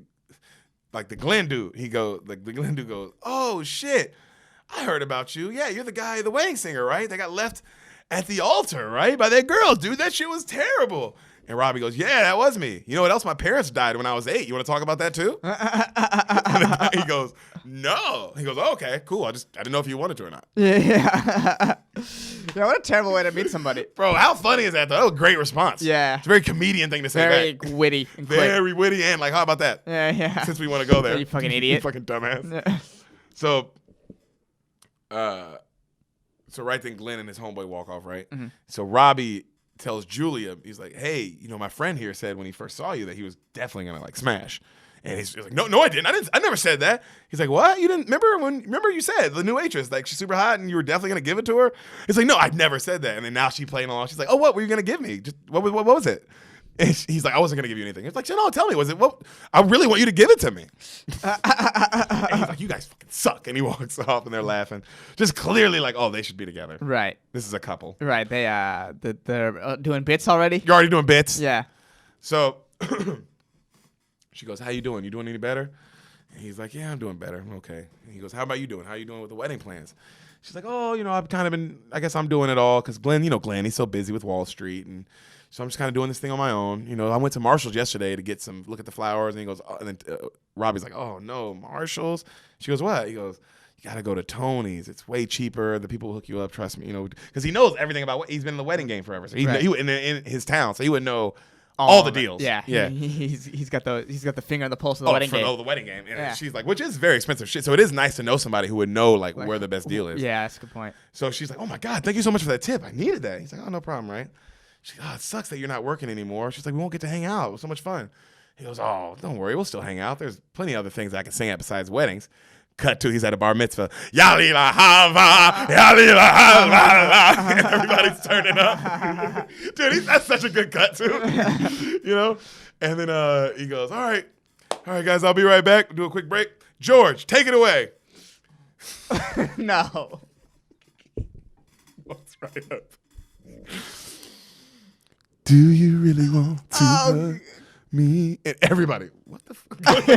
Bro, I love the shot. That shot's because that's the bit. It's the shot of people That's going, right. the fuck is it? Oh, This is very clean. clean, but good bits. Yeah. Good, a lot of good written bits. Yeah, very clean. You can tell that, we're going to make, it's a pure rom-com. Yeah. This is a pure family. You can bring your family out rom-com. It's a PG movie? PG-13. Okay. But the kind of PG-13 that you're like. You can bring your kids too. Yeah. Not, the worst thing is he says like ass and damn. Okay. You know what I mean? Or the little kid says bitch. I think that's the worst. That's the worst thing that happens. So it's like a great, if you have like an 8-year-old, it's like a great first PG-13 movie to bring. Yeah, it'd be like, oh, you're not seeing any nudity. You're not seeing anything sexual. Right. You know, nothing like that. And it's everything's all the jokes they kind of are cute and funny. Yeah.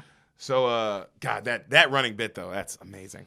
That's a good running bit. That's a good one. Yeah. So Robbie, as he walks off and George is saying, he sees this fat kid who's like sitting there all sad, and he goes, "Hey, what's up, man? Why aren't you out there dancing, buddy?" And he's like, oh, and he points at this like cute girl. He's like, "I asked that girl over there, but she says she doesn't dance with losers."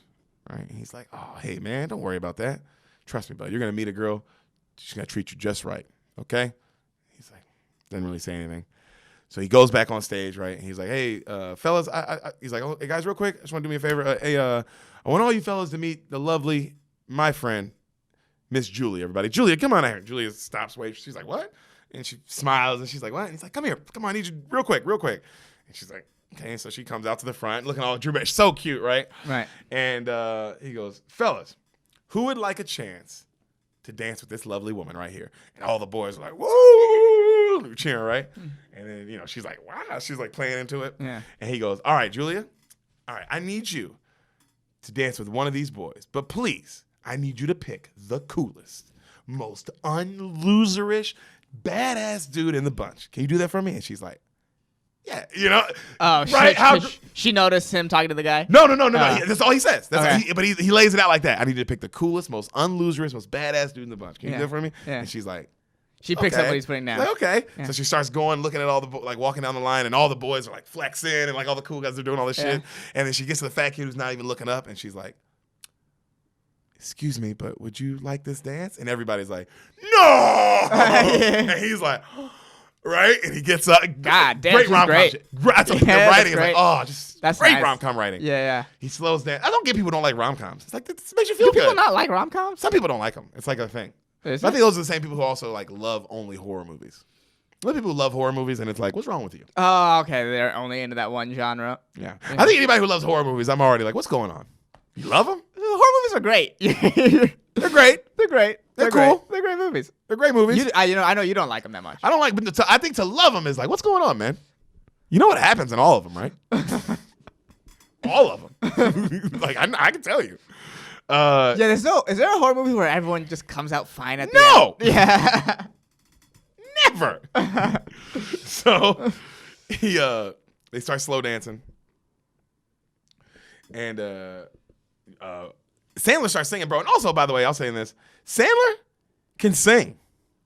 We don't think of him as a good singer because think about, I mean, you do know he's very famous for SNL songs, right? You do know that like about famous song, like parody songs and that You know- sort of so you stuff. know that about his yeah, career. comedy songs. Yes. him. Have you ever heard any of his parody songs ever? Or? Yeah, I remember the Hanukkah song was huge. Exactly. Yeah. In that song, everybody remembers that he uses the funny kind of tone, you know, like he uses the kind of a tone, Yeah. but he can sing. That makes sense. He can sing, bro. When you watch this movie, I want you to listen. Mm-hmm. He can sing. And take Adam Sandler out of it and just Take Adam Sandler, take the funny out of it, Mm-hmm. bro. He's a good singer. I mean, also he sings in a million bits. I mean, if you anytime he's on late night or just, I mean, his stand-up special. Did you not watch it? I watched a little bit of it, but he had a guitar. I remember that. Yeah, did you not? I watched the whole thing. It's actually I didn't watch the whole extremely thing. funny. I didn't watch the whole thing, but I wasn't in a position where I could have watched the whole thing straight through. Okay. If that makes sense. I started and I was like, Did I you have think to it leave. was funny? Yeah, I was enjoying it. Okay, I was about to say, because it was, I thought, a very, if you haven't seen that, John, bro, it's a fucking funny ass special, fool. It's not your normal stand-up special, but it's Adam Sandler. It's all the songs. Yeah, But my point is like, bro, he's under, I mean, the reason people keep going to hear this guy sing is he can sing. I think there is something to that. I think he wouldn't keep doing it if you couldn't do it. if he couldn't do it and people weren't asking for Or it. if it was a gimmick. Yes. If it was like, it's funny to sing badly. It's funny to sing badly, but he sings good enough and he's funny. Right. You know? But I noticed that this movie was, he can actually hit all the notes. He got them pipes. He can hit all the notes. So, So the homeboy's dancing with the girl, right? And as homeboy's dancing, like the homeboy like goes down and like he goes and like grabs her butt, right? And everybody's like, right? And she's all smiling. And then she just goes down and grabs his butt, and everybody like starts laughing. Yeah. You know what I mean? Yeah. And Sandler singing, "I could only give you love that lasts forever," and everybody starts dancing. And so he goes off stage and he grabs the little girl and he's dancing and he grabs her hands and put her hands on his butt, and then everybody like does it. So now everybody in the whole dance has their hands on their partner's butt, right? Okay. And very creepy would be now if you were watching that, Yeah, and that was say, your daughter. Context. No, when you watch it, Yeah. when you watch it. The sweetest thing you've ever seen. Right. Sweetest thing you've ever seen. When you hear it, you're It's like, what? What? I'll just laugh through this. When you think about it, even when you watch it, because my first thought when I was watching this was, who's this girl's dad? That's what I thought too. I thought the audience would be like, no. No. When you get it, bro, the audience makes total sense if you think it's funny. Because Okay. the way, the timing, the little boy just did it, it makes sense in the Right. if you were there. I'm putting myself in the moment. Okay. The only person I don't give a fuck how in the moment you are. The dad. How does the dad not to go, hey, bro, what did that motherfucker just put my daughter's hands on his ass? Like, I get that it's cute, and I get that it was the other girl. Okay, I see all that. Yeah, but I think I'm gonna. I don't like this joke. I don't think I like this. I'm gonna get stop my this. daughter away from the Right? man. So he goes back on stage, right, and he keeps singing, and he's like, that's all, and then the girl Julia's just staring at him, and you can tell she is like, I like this guy. Right. All right. So the party's over. Her and Robbie are chilling. They're cleaning everything up. And then she's telling him, she's like, oh, my God, thank you for all the wedding recommendations. I needed that kind of help. Oh, my God. And he's like, what are you talking about? You got your sister, Holly. And she's like, oh, she sucks with that kind of stuff. She's no help. And she was like, but I could really use more of your help. And he's like, oh, I would do it, but I can't, okay? I can't do it. She's like, oh, but I'm so bad at this stuff. He's like, I can't, seriously. And she's like, please. He's like, oh, she's like, and he's like, all right. So cut to, he's helping her like set everything up. And the lady that they're buying pictures from, she's like, oh, Robbie, whoop de whoop. They're arguing back and forth on the deal. And she's like, oh, Robbie, I'll do it for you because you guys just look so happy. I can tell you guys are going to make it. He goes, what do you mean? She's like, oh, I know couples. I know when I see one on YouTube, you're definitely going to make it. And he's like, oh. And she's like, oh, we're not getting married. And she's like, actually, we're brother and sister. And then he looks at her and goes, oh, yeah, we are brother and sister. And she's like, oh, I knew there was a closeness. I knew something. He goes, yeah. She's like, we did. She's like, and Robbie goes, yeah, we didn't get along growing up. Because when I was a kid, I always did this. And he grabs her by the head. He goes, like that, like really hard. Yeah. And she's like, ah! he's like, so. And she's like, and I would do this. And she like bites the shit. He's like, ah! And she's looking at him like, what the fuck is going on? Cut to, you hear a motherfucker singing, this is ladies' night and the feeling's right. Oh, yes, it's ladies' night. Oh, what a night. And it's John Lovitz. Ooh. And he's auditioning to be the wedding singer for Julia's movie. Yeah. Wedding. Her wedding. All right. And he's singing. He's, romantic lady. Single baby, a sophisticated mama. And he's like fucking going crazy, right? He's just going nuts. And he goes, oh, ladies' night. Oh, what a night. And they clap and they go, that was great. Thank you. And he comes down and he looks at him and goes, hey, I want to thank you for quitting your job. Or should I thank Linda? He's just a dick. Yeah. And he looks at her and then he goes, because you're quitting, my business has tripled. And then she goes, wow, well, thanks for saying that because you just inspired me to hire a DJ. And he goes, oh, well, good luck finding a DJ who can move and shake like this. And he just walks off backwards. I can see that in my head. Lovitz is so funny. Always, by the way. Have you seen Benchwarmers? I haven't seen Benchwarmers. No, I have seen Benchwarmers. Sorry. Oh, okay. Yeah, I think He it's is. Waterboy. Yeah. So funny. And, bro, this is one of the best lines of Benchwarmers. That nigga says, they're building the baseball field for the kids, right? And he looks at it and he's like, I want this park done by today and keep it under $1 billion. That's all I've got on me. And he starts like, bro, that's one of the best jokes. If I was rich, I would say that shit all the time. That's funny. Keep it under $1 million. That's all I've got on me. And I'd laugh evil every time. Every fucking time. Yeah, I don't know why billionaires don't evil laugh. Oh, dude, I'll do it. I would do it after I said everything. Just because how funny is that? Speaking of weird billionaire shit, I just had to bring this up. Have you seen Elon Musk's son's name? What? You should look it up. I can't say it. It's like symbols and shit. Like I Oh, that shit? I saw that. Yeah, what is it? I have no idea. I saw everybody tweeting about that. Yeah. Yeah, he's going crazy. He's losing his mind. Manic depression. Manic depression. Manic depression. Manic depression. Manic depression. I think some people too, just bro, they can't handle being told what to do. Because they're like, I'm Especially- rich. and that famous too. I'm rich and famous.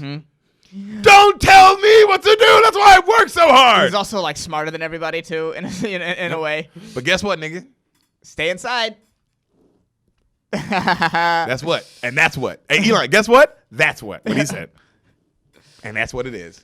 Nobody gives a fuck about your underground fucking tunnels anymore. Sorry. Yeah. Sorry, bro. That's because hey, bro. Sorry that the word. Sorry, Elon Musk. You had to realize this shit ain't about you either. Because I know for a second you were probably like, man, maybe this world was about me. Maybe it was about me. Nope, nigga. Wasn't about Jesus. Wasn't about Steve Jobs. Wasn't about fucking Lynn Bias. Wasn't about lots of people who felt for a second, man, I'm that nigga. Yeah. Nope. Turns out this entire world is about a bat in China. Yep. That's what this world's about. That's who the main character of this story is. Not you or Denzel Washington. Yeah. Welcome to the supporting cast, Elon. We're glad to have you. Welcome to the ants, baby. Yeah. Ooh, ooh, ooh, ooh. Thought you was a bee? Nope, nigga, you an ant. So she asked Robbie, how did you get into this? How'd you get into wedding singing, right? He goes, well, I wanted to be a rock star, but that didn't work out. But really, I just want to be a songwriter. That's all I really want now. Just want to write a song that makes people go, whoa, I know what that dude was feeling when he wrote that. And he's like, that's all I want to do. And then she's like, wow, cool. Can I hear something you wrote? He's like, no, the last thing I wrote, it's not right. She's like, oh, I'd love to hear it. He goes, well, when I wrote it, half of it I was with Linda, and then the other half I wasn't with Linda. Oh, that's going to be funny. And that's a he's good like, setup. So, That's a great setup. He's like, so the song's a little off balance. What a great fucking setup. And she's like, let me hear it, please, please, please. And he's like, okay. So he goes up and he plugs in his guitar, and he's like, again, I wrote half of this with Linda, Great the other half setup. without. And she's like, come on. She claps. Great setup. You don't know how much I need you. While you're near me, I don't feel blue. And when we kiss, I know you need me too. I can't believe I found a love that's so pure and true. But it was all just bullshit. It was a goddamn joke. And when I think of you, Linda, I hope you fucking choke. I don't know why you did this to me. Oh, somebody kill me, please. Somebody kill me, please. I'm on my knees. Pretty, pretty, please. Kill me. I want to die. Put a bullet in my head.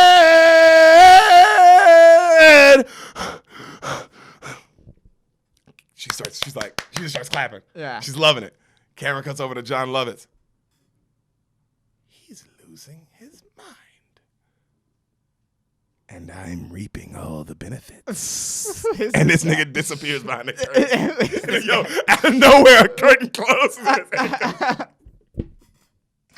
I don't know why, fool. That made me laugh when I was a kid. Made me laugh today, dog. I was like, this John Lovitz nigga. Why would he say that? Yeah, what is happening?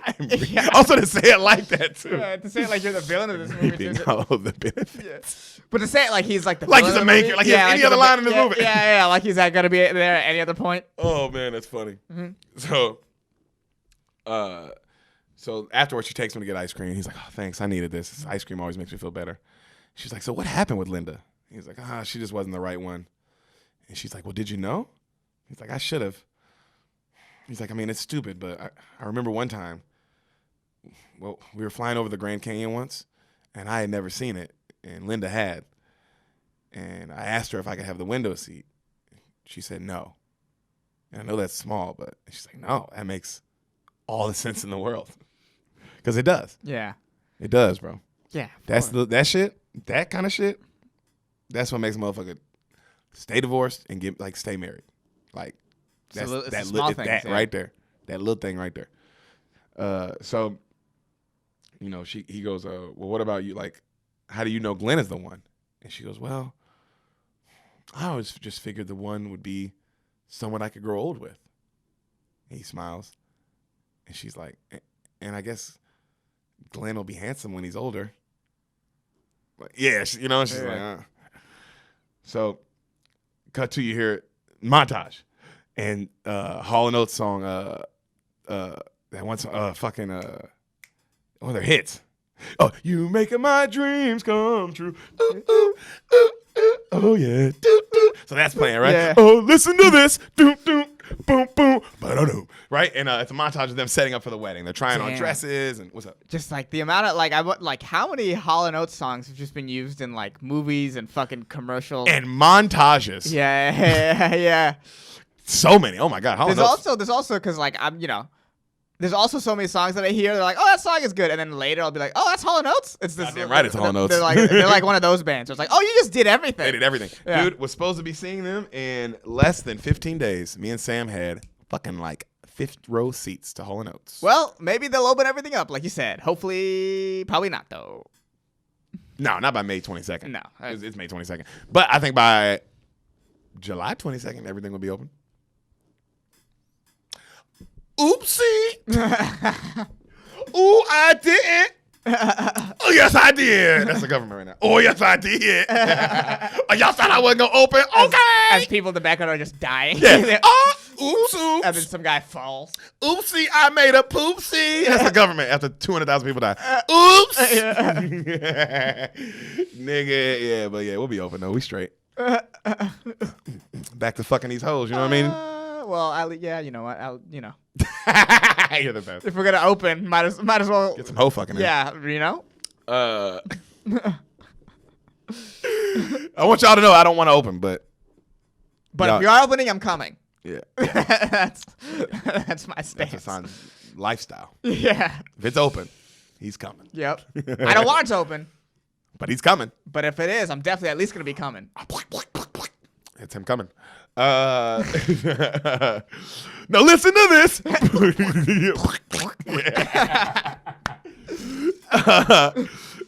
So they're doing like the montage and they're messing with his homeboy his homeboy's a limo driver, right? Right. His friend the whole movie and she's like he's making him go through all these like crazy driving tests and shit and she's like, I'm gonna hire him. I don't know why we're doing this. He's the only limo driver in town. He's like, I know, but I just like messing with him. And then he fucking pulls up after doing like some crazy obstacle course. He's like, how'd I do? And they check the time and they both like that. And he's like, what? And they're like, you hit 2 cones. That could have been people at my wedding. They were cones. So he drops Robbie off that night. His homeboy's dropping Robbie off in the limo that night at his place. And he turns around and Robbie's like, oh, damn, Julia left her jacket in the back. And he's like, oh, yeah? The friend's like, oh, yeah, she did? And he's like, yep. Remember, she took it off, and she said it wasn't jacket weather anymore. And his friend's like, you like her. Because obviously, after that line. And he goes, what? No, I don't like her. He goes, bro, you definitely like her. He's like, no, I don't like her. Trust me. Also, she already told me she likes you. And then his friend's like, what? She said that? He's like, no. And he gets out. Bro, that was great. Because his friend's like, what? And she's like, dude, you fucking no, she would know. Why? Yeah. Why would you do that? You know it's you. He's like, what? So the next day, Holly and Julia, the sisters, they're arguing over the wedding kiss and how it should be. How much tongue. You know what I mean? They're arguing. Right then, Robbie comes in. He's like, hey, you forgot your jacket. I just wanted to bring it back to you. And they're like, oh, yeah? And he's like, yep, see you guys later. And they're like, wait, maybe you can help us settle a debate. And he's like, what? And they're like, well, Robbie, she's like, and then the sister's like, no, Julia's like, no. And Holly's like, oh, come on, Robbie can help. You're the expert. I say wedding kiss, open mouth is okay. She says it's not appropriate. And then the sister's like, she's like, it's not that it's not appropriate, just how much tongue? She's like, well, how much tongue's available? She's like, church tongue. And they're like, well, what's church tongue? And then she's like, well, it's just the amount of tongue, church tongue. And then she's like, well, show me. And then Julia's like, and she goes to kiss her sister. She's like, well, no, not on me, idiot, on him. You don't mind, right? And Robbie's like, and she's like, come here. She grabs him, and he's like, and then she's like, come on, we're all adults here. Come on. I now pronounce you husband and wife. You may kiss the bride.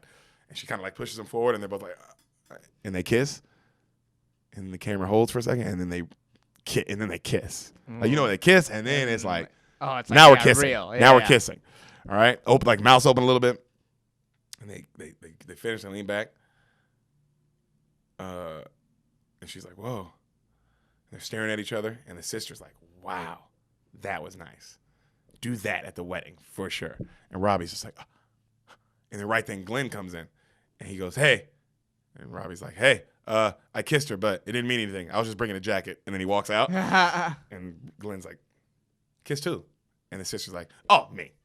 And Glenn's like, yeah, who hasn't? And then he keeps walking. So he goes upstairs, and then they look at each other and they're like, oh my God. They're like, oh my God, Robbie is so cute. And they're like, yeah. And then the sister's like, I should go out with him. And Julia's like, I mean, I guess. And then she's like, I mean, why not? We're both single. I mean, unless you don't want me to. And she's like, no, why would I not want that? And then right then Glenn comes down. He's like, go out with who? She's like, I'm going to go out with Robbie. And then he's like, good, that guy needs to get laid. And she's like, just because I'm going out with him doesn't mean he's going to get laid. And then they both look at her, and she's like, okay, he's totally getting laid. And then she's like, come on, let's go on a double date. It'll be fun. And then Julia's like, and then Glenn's like, okay. And you can tell she's like, you know? Yeah. Cut to, they're at the club. All right? So the sister's flirting with Robbie hard. I mean, like hard. And Julia just keeps drinking. She's looking at it like, hey, she just keeps drinking. And Glenn, as this happened, Glenn just keeps looking at this waitress's ass. You see him, and Robbie's like noticing that. So they're talking, and Glenn's telling Robbie, like, hey, you need to get into bonds. That's where the real money is. Like, you know, because he's a Wall Street guy, like telling him what he should do. Mm-hmm. And then Julia, like, but the sister keeps flirting with him and like, you know who I think the sexiest man in the world is? Robbie Hart. And then she like feeds him a fry, and he's like uncomfortable too. Robbie's like, oh, that's good, you know? And then Julia's like, I gotta go to the bathroom. And then she stumbles out to the bathroom, right? And then Glenn's like, she'll feel better when she yaks. And the sister's like, I'll go help her. She runs off. So it's quiet for a second. It's just Robbie and Glenn. And then Robbie's like, so Sunday, the big day, huh? What's your last name, by the way? I don't even know it. And he's like, Gulia. And then Robbie's like, Gulia, huh? Julia. That's funny. And he's like, why is that funny? I don't know. Just so like I really scared, God, like, yeah. Because I've been there to where you're like, oh, this guy doesn't get not talking to a regular person. Nope, he is shutting that part of his life down. He is shutting it down. No, he's like, I know it's funny, but I'm not gonna acknowledge it. It's like, ooh, okay, can't talk. Because that's an awful name. Yeah. Julia Gulia. It's like, bro, of course that's funny. Yeah, of course. I'd also be like, oh, Julia. I'm like, I don't know if I'm taking your last name. Because I don't need the fucking ridicule. Yeah. So, you know, he tells her that, and then he goes, well, are you excited? And he goes, the guy Glenn's like, yeah, I mean, I guess she paid her dues, or she paid her 4 years. I owe it to her. And he goes, he keeps looking at an ass, right? And then Robbie's like, well, I mean, you want to get married, right? And he goes, I mean, Glenn's like, I don't want to break up with her. And then Robbie keeps looking at, seeing what's happening, that he's staring at this ass, and then he goes, that's a luscious ass right there, isn't it? And then he looks at him, Glenn, and Glenn's like, grade A, top choice meat. And Robbie's like, I just want to bite into it. Right? And he's like, dude's like, yeah, like, you know, like, oh, this is that kind of guy. Also, we know this kind of guy where you're like, oh, this is the only conversation. Bro, we know so many niggas like this, bro. We know so many niggas like this, bro. This is the only thing you can talk about is pussy. Yeah. The only thing you can talk about is pussy, bro. That's it. That's it. Yeah, you've never just gone to the store? Jesus I always fucking do that. Christ. You've never thought how nice of a day it is outside? If that's the only thing you can talk about? It's a beautiful day outside. Only talk about pussy, bro. It's weird. And like in this way too. Like not like, oh, that girl's bad or that girl's cool or I like this about that girl or like I like her hair or just some shit that I like about girls. Bro, like damn, I like the way her hair looks or I like the way she like wears her fucking shoes. I like whatever it is. I like the way she wears like the kind of fucking pants she's got on. Like all kinds of shit turn me on. But any nigga, just this kind of nigga, God, we know this kind of nigga. It's too many of them so well. And they fucking are the greatest. Yeah. And a lot of them do comedy. Oh, God. Yeah. So many niggas, bro. So many of our niggas. So he goes, what's your name? You know, Julia's like, you know, grade A top choice. He says that, right? And then he goes, and then Robbie's like, well, I mean, you know, we can't get chicks like that no more. We're too old, huh, buddy? And then Robbie, the Glenn guy's like, speak for yourself. I've gotten hotter than that. And then Robbie's like, 10 years ago. And Glenn's like, well, like 10 days ago. And Robbie's like, really?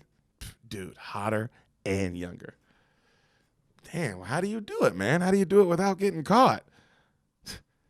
Julia's preoccupied with the whole wedding shit. She doesn't know what's happening, you know? And then he goes, oh, Robbie's like, wow. Well, I mean, when you get married, though, the party's over, right? Dude, I work in the city, and I work long hours.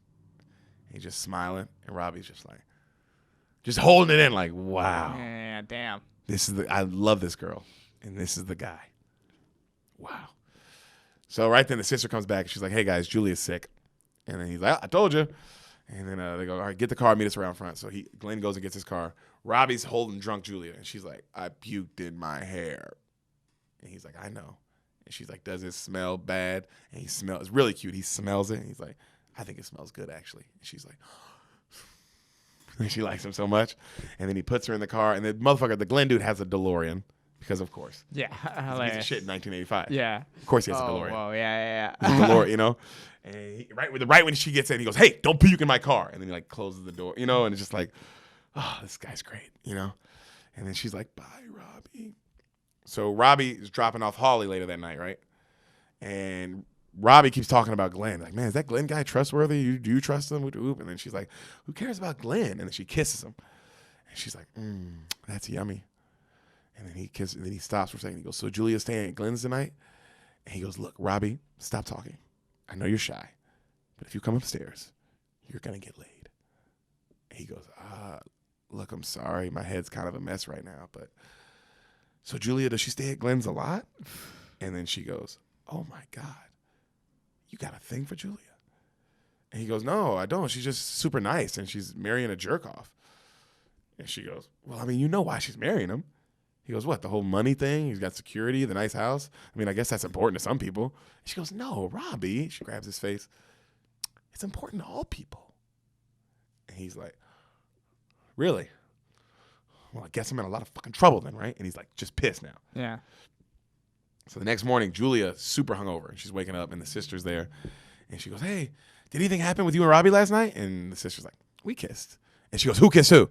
She goes, I kissed him. And she was like, okay. And then she's like, well, he doesn't think too much of Glenn.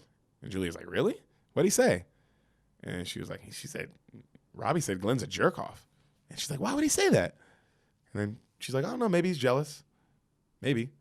I told him why you were marrying him, though. Like, why you're marrying Glenn. And she's like, why? And she's like, because you love him. And she's like, okay, good. And she's like, hey, you know, with him you have security and money. She goes, that's not why I'm marrying him. And then the sister goes, then why are you? And she goes, oh, and she almost throws it and puts her head back down. I love the sister. They're like, oh, we want to play this game? Yeah. Well, like, hey, because I'm not judging you for marrying a dude with money. Yeah, but don't get twisted what it is. Don't get it twisted. Yeah, don't talk to me like I'm a fucking idiot. Yeah. You know? Like I'm not your sister and I don't know what's happening right here.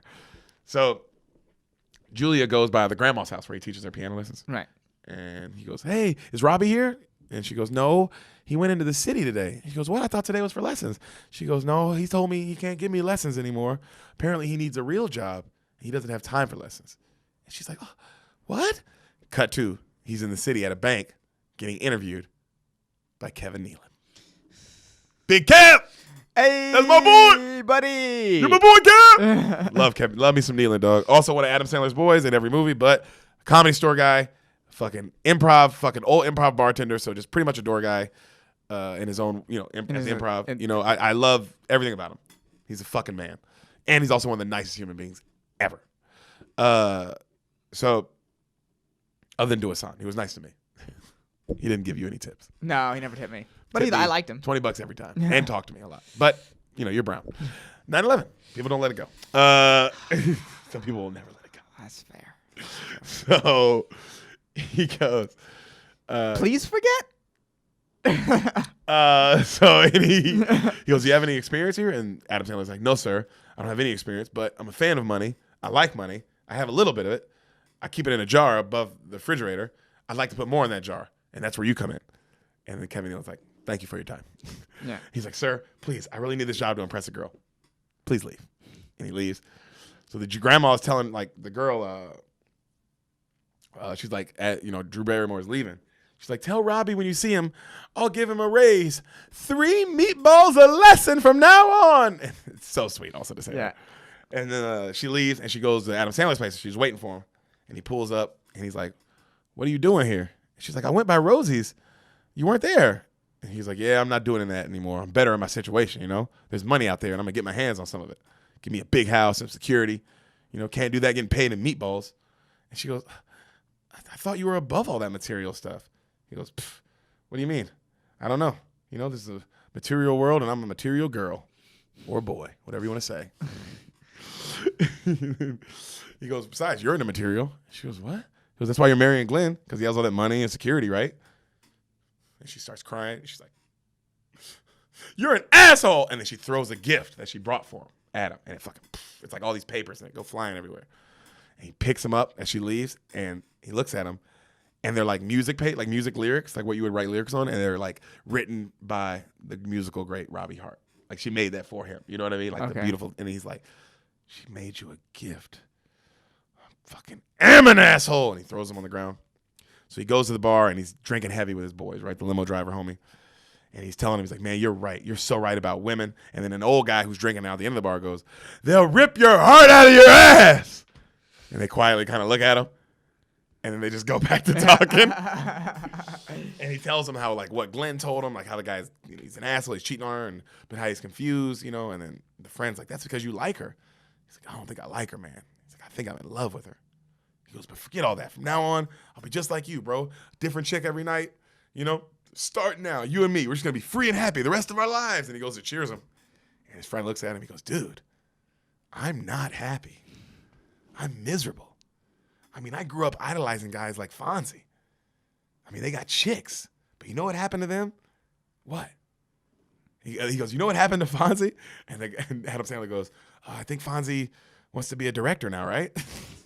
They're talking about Henry Winkler. Yeah. And he's actually friends with Henry Winkler. That's why I like that, because like, that's his boy. Henry Winkler's in all of his movies. God, Henry Winkler's talking about a great career. Oh, dude, love me some Henry Wink, you know?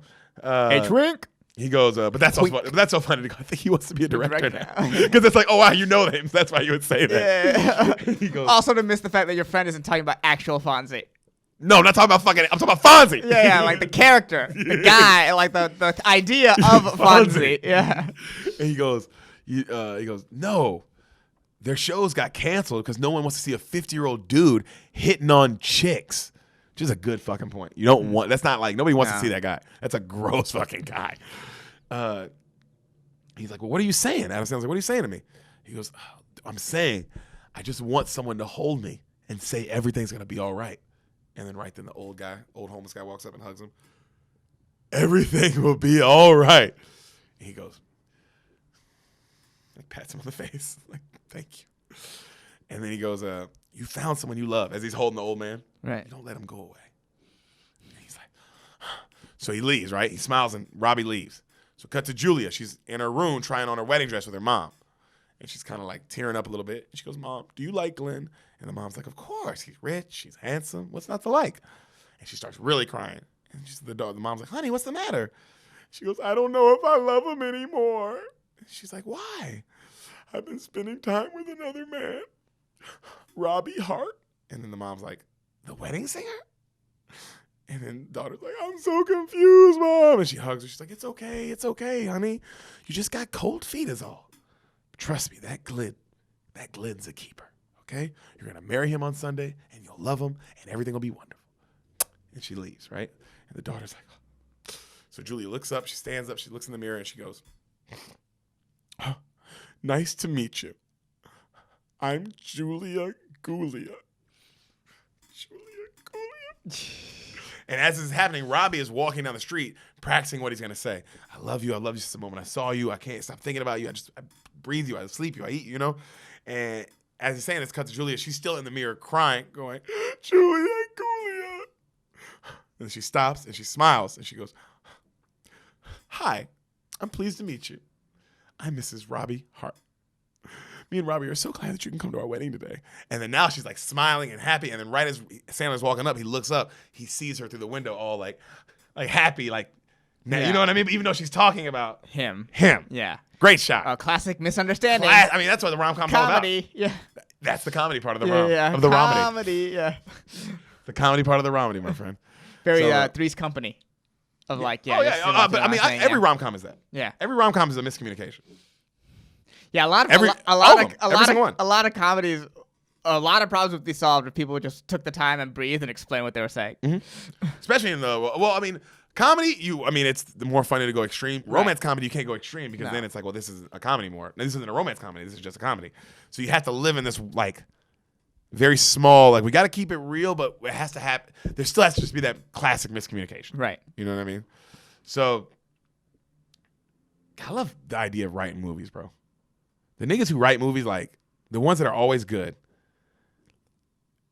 there's so much more thought put into it than just I'm writing a movie. You can tell. Right, yeah. You know what I mean? Every little thing matters. And everything. And they're thinking about like all the different reasons to why this person would and like why. So that way when you watch it and when you like, it all makes feel sense. it. It all makes sense. Like, bro, that shit. So that's why I love doing this podcast because you really see what makes a good fucking movie and why a lot of movies aren't fucking good.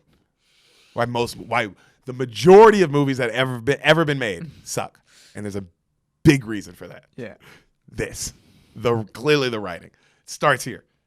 Every movie starts here. That's what I've noticed doing this podcast. Like, oh, it has to be at least kind of well written. Because if you're not gonna have a decently well written movie, you better have Denzel. Yeah, you gotta have like Leonardo. Amazing actors. And even then the movie's only gonna be okay. It's gonna suffer. There's only so much you can cover up if the writing's bad. Yep. Even fucking Daniel Day-Lewis and Bale and Edward Norton and Sam Rockwell, all of them in it. But if the writing sucks, they can only go so far. Yep. Part of the reasons why great actors are great actors is that they choose well-written movies. We talked about this with Rosario Dawson. About how Rosario Dawson, her movie choices are kind of like, she's a great actress, but her movie choices are... Chooses a lot. Yeah, she chooses a lot. Chooses a lot. And if you're going to do that, I'm going to choose a lot, you got to be a Samuel L. Jackson, because he's in a movie and a commercial every other day. Mm-hmm. But every other movie he does is a hit.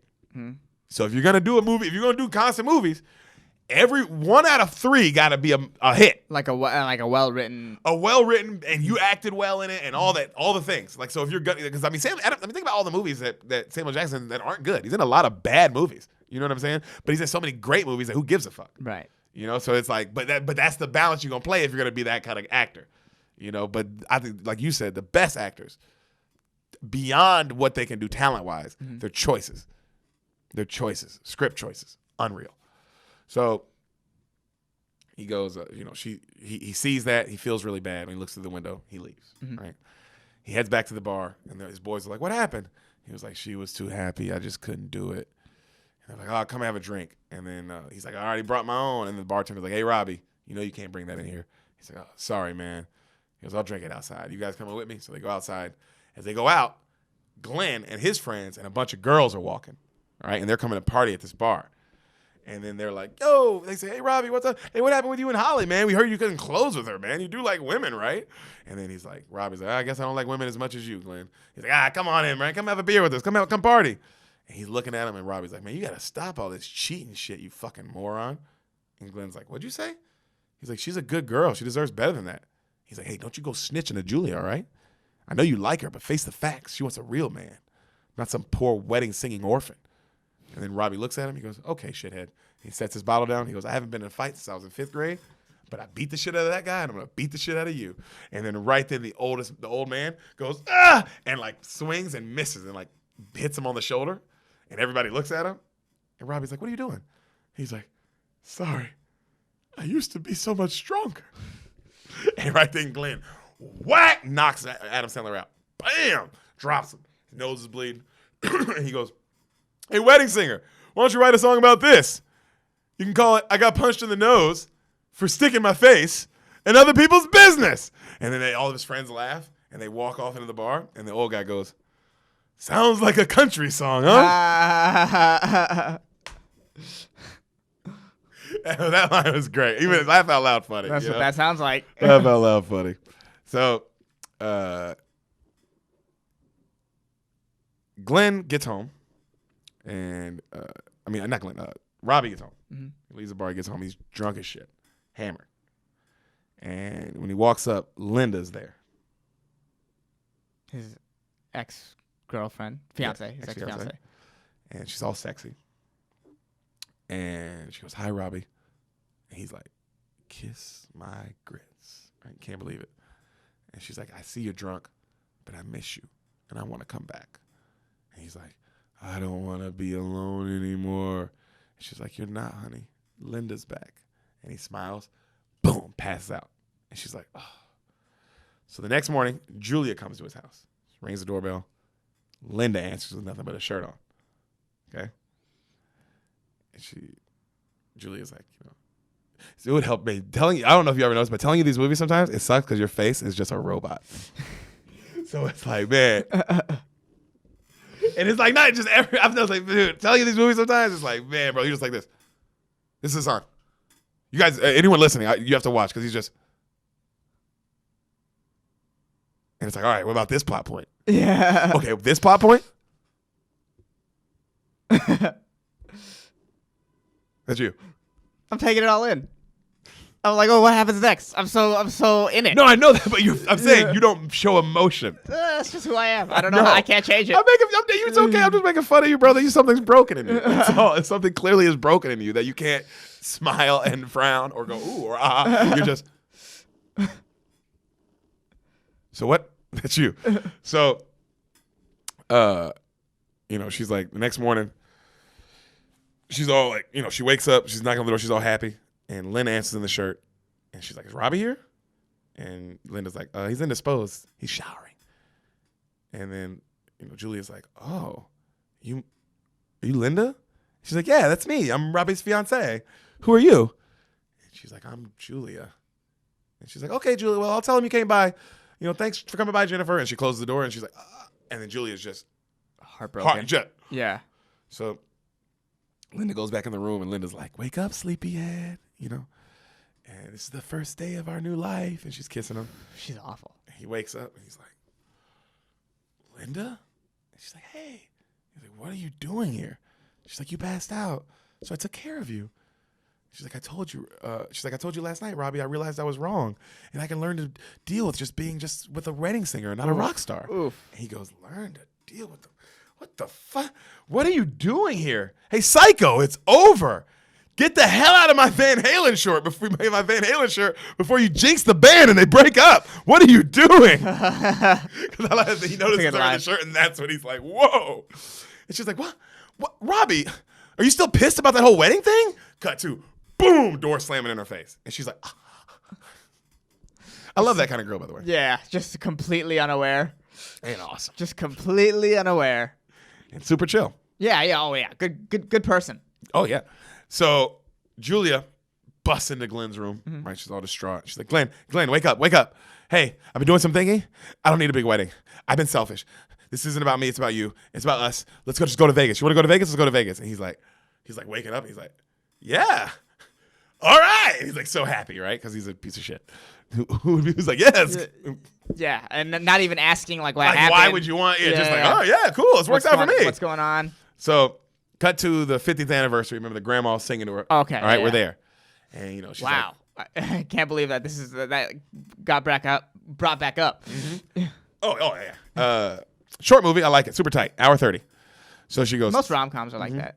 Good ones. Yeah. Are there any 2-hour rom-coms? Yes. Fair. Yes. Absolutely, dude. So she's singing, till there was you.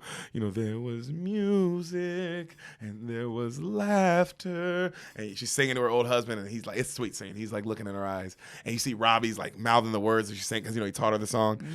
And then as she's singing, he's thinking of Julia. She's at the airport. She's thinking of him.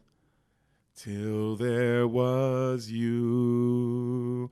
And then he's looking at his grandma, and he hears her voice, and she says, I always envisioned the right one being someone I could just grow old with. And then he sees them kiss, and then he looks at his friend, and his friend's like, I'll get the car. Such a rom-com. I love it. Scene. I love that scene. Yeah. I love that in the movie. The chase and the classic, the friend already know, the person know, I'll get the car. I know what's up. So he runs over to the grandma and he tells her, he's like, hey, I got to go tell her, Julia, that I can't live without her. I love her. And then she's like, I know, dear. Go get her. And he's like, thanks, grandma. And he runs out. And as he's running out, Holly's running in. She's like, hey, there you are, Robbie. Are you back with Linda? And he goes, no. And he goes, she's like, well, Julia's gone. She came over your house and she saw Linda, and now she went and got Glenn, and they're on a plane to get married in Vegas. And he goes, what? We got to go right now. So they take off running, and you see the grandma, and the party is now turned up, and the grandma's like, a hip, hop, a hippie to the hip, hip, hop. So they drive to the airport. As they're driving, he's like, does anyone have a pen? And they're like, why? And he goes, I have an idea for a song. I got to get out now. And they're like, okay. And they hand him a pen. He starts writing, right? They get to the airport.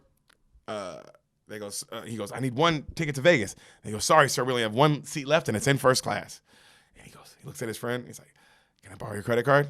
And the friend's like, he pulls his wallet out, and he's like, you're going to pay me back, right? And he's like, no. And the friend's like, but if you don't give it to me, I'm going to tell everyone what you said at the bar that one night. And he's like, wish me luck. And everybody's like, they're both like, go get her, right? So he gets on the plane. He actually goes to Vegas. Yeah, he gets on his plane. So on Julia and their plane, right? She goes, hey, Glenn, do you mind if we switch seats so I can sit on the window? He's like, oh, Jules, I can't sit on the aisle seat. The card always comes by and it bumps my elbow. I hate it. And she's like, I know, I've never seen the bright lights of Vegas before. And he's like, I'll tell you what. When we get to Vegas, you can lean over me when we fly over it. How's that sound? And she's like, just like, oh my God, this is the life. Yeah. I'm choosing to live. You can lean over me. Rich or whatever the fuck. So on Sandler's flight, he's like sitting in first class and he's all excited. And he looks and he's like, oh my God. And he calls over the server. He's like, is that Billy Idol? And then they're like, yeah, and it's actually Billy Idol. Knocked out on the plane, right? So he's like, oh my God, that's so cool. I've never been on first class. He's like, oh, by the way, I'm on my way to Vegas to go, stop a girl from marrying some guy that's an asshole because I love her. And the waitress is like, what? And then other people are like, oh my God, that's the sweetest thing I ever heard, right? So cut back to Julia, right? And she's just watching Glenn. He's staring out the window all happy. And as he stares out the window, a cart comes by and bangs her elbow. And she's like, and she starts like crying. Cut back to Robbie, and now all of first class is sitting around him, including Billy Idol. And then he's like, and then Lisa answers the door in my Van Halen shirt, and Billy Idol's like, no way! And then Billy Idol goes, man, all that Glenn guy cares about his possessions. Even women are possessions to him.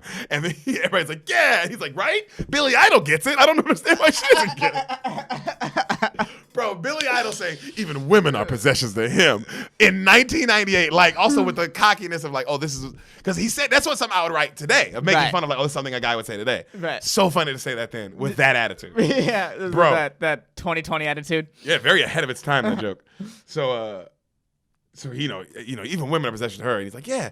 So right then a server comes in and she's like, hey, you guys won't believe what happened. And they're like, what? Some asshole out there just asked me if I want to get in the Mile High Club. And they're like, no way. And she was like, yeah. He looked at me and said I was grade A, top choice meat. And then Sandler goes, what'd he say? And she's like, yeah, grade A, top choice meat. And he goes out and he looks out and Julia and Glenn are on that plane. Damn.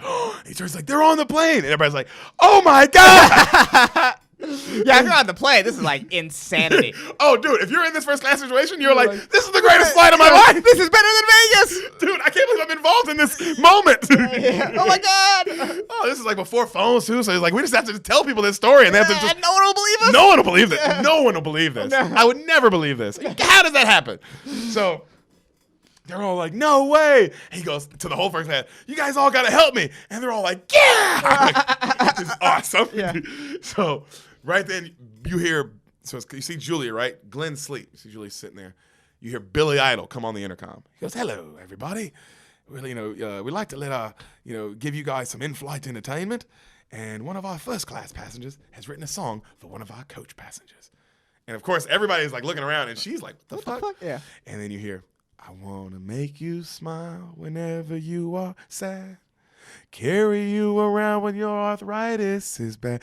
Also, I'm going to say this, Sandler's good at writing his own songs too. Right, yeah. When he writes a song, like the Love Sting song or the Linda song or this one, all funny, all good.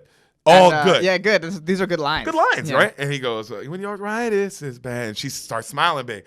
All I want to do is grow old with you. And she smiles real big. He's like, I want to give you that medicine if your tummy aches. Or I'll build you a fire if the furnace breaks. Oh, it'd be so nice growing old with you. And now she's like starting to cry, and he pops out of the curtain, and she's like, and everybody starts clapping, right? And he goes, I miss you, I'll kiss you, That's a nice song. I'll give you my coat when you are cold, I need you, I'll feed you, I'll even let you hold the remote control. And she great just, songs. oh, Great dude, line. but that line, when I first saw that line, I was like, great line. It's a nigga. great That's line. pussy. You know what I mean?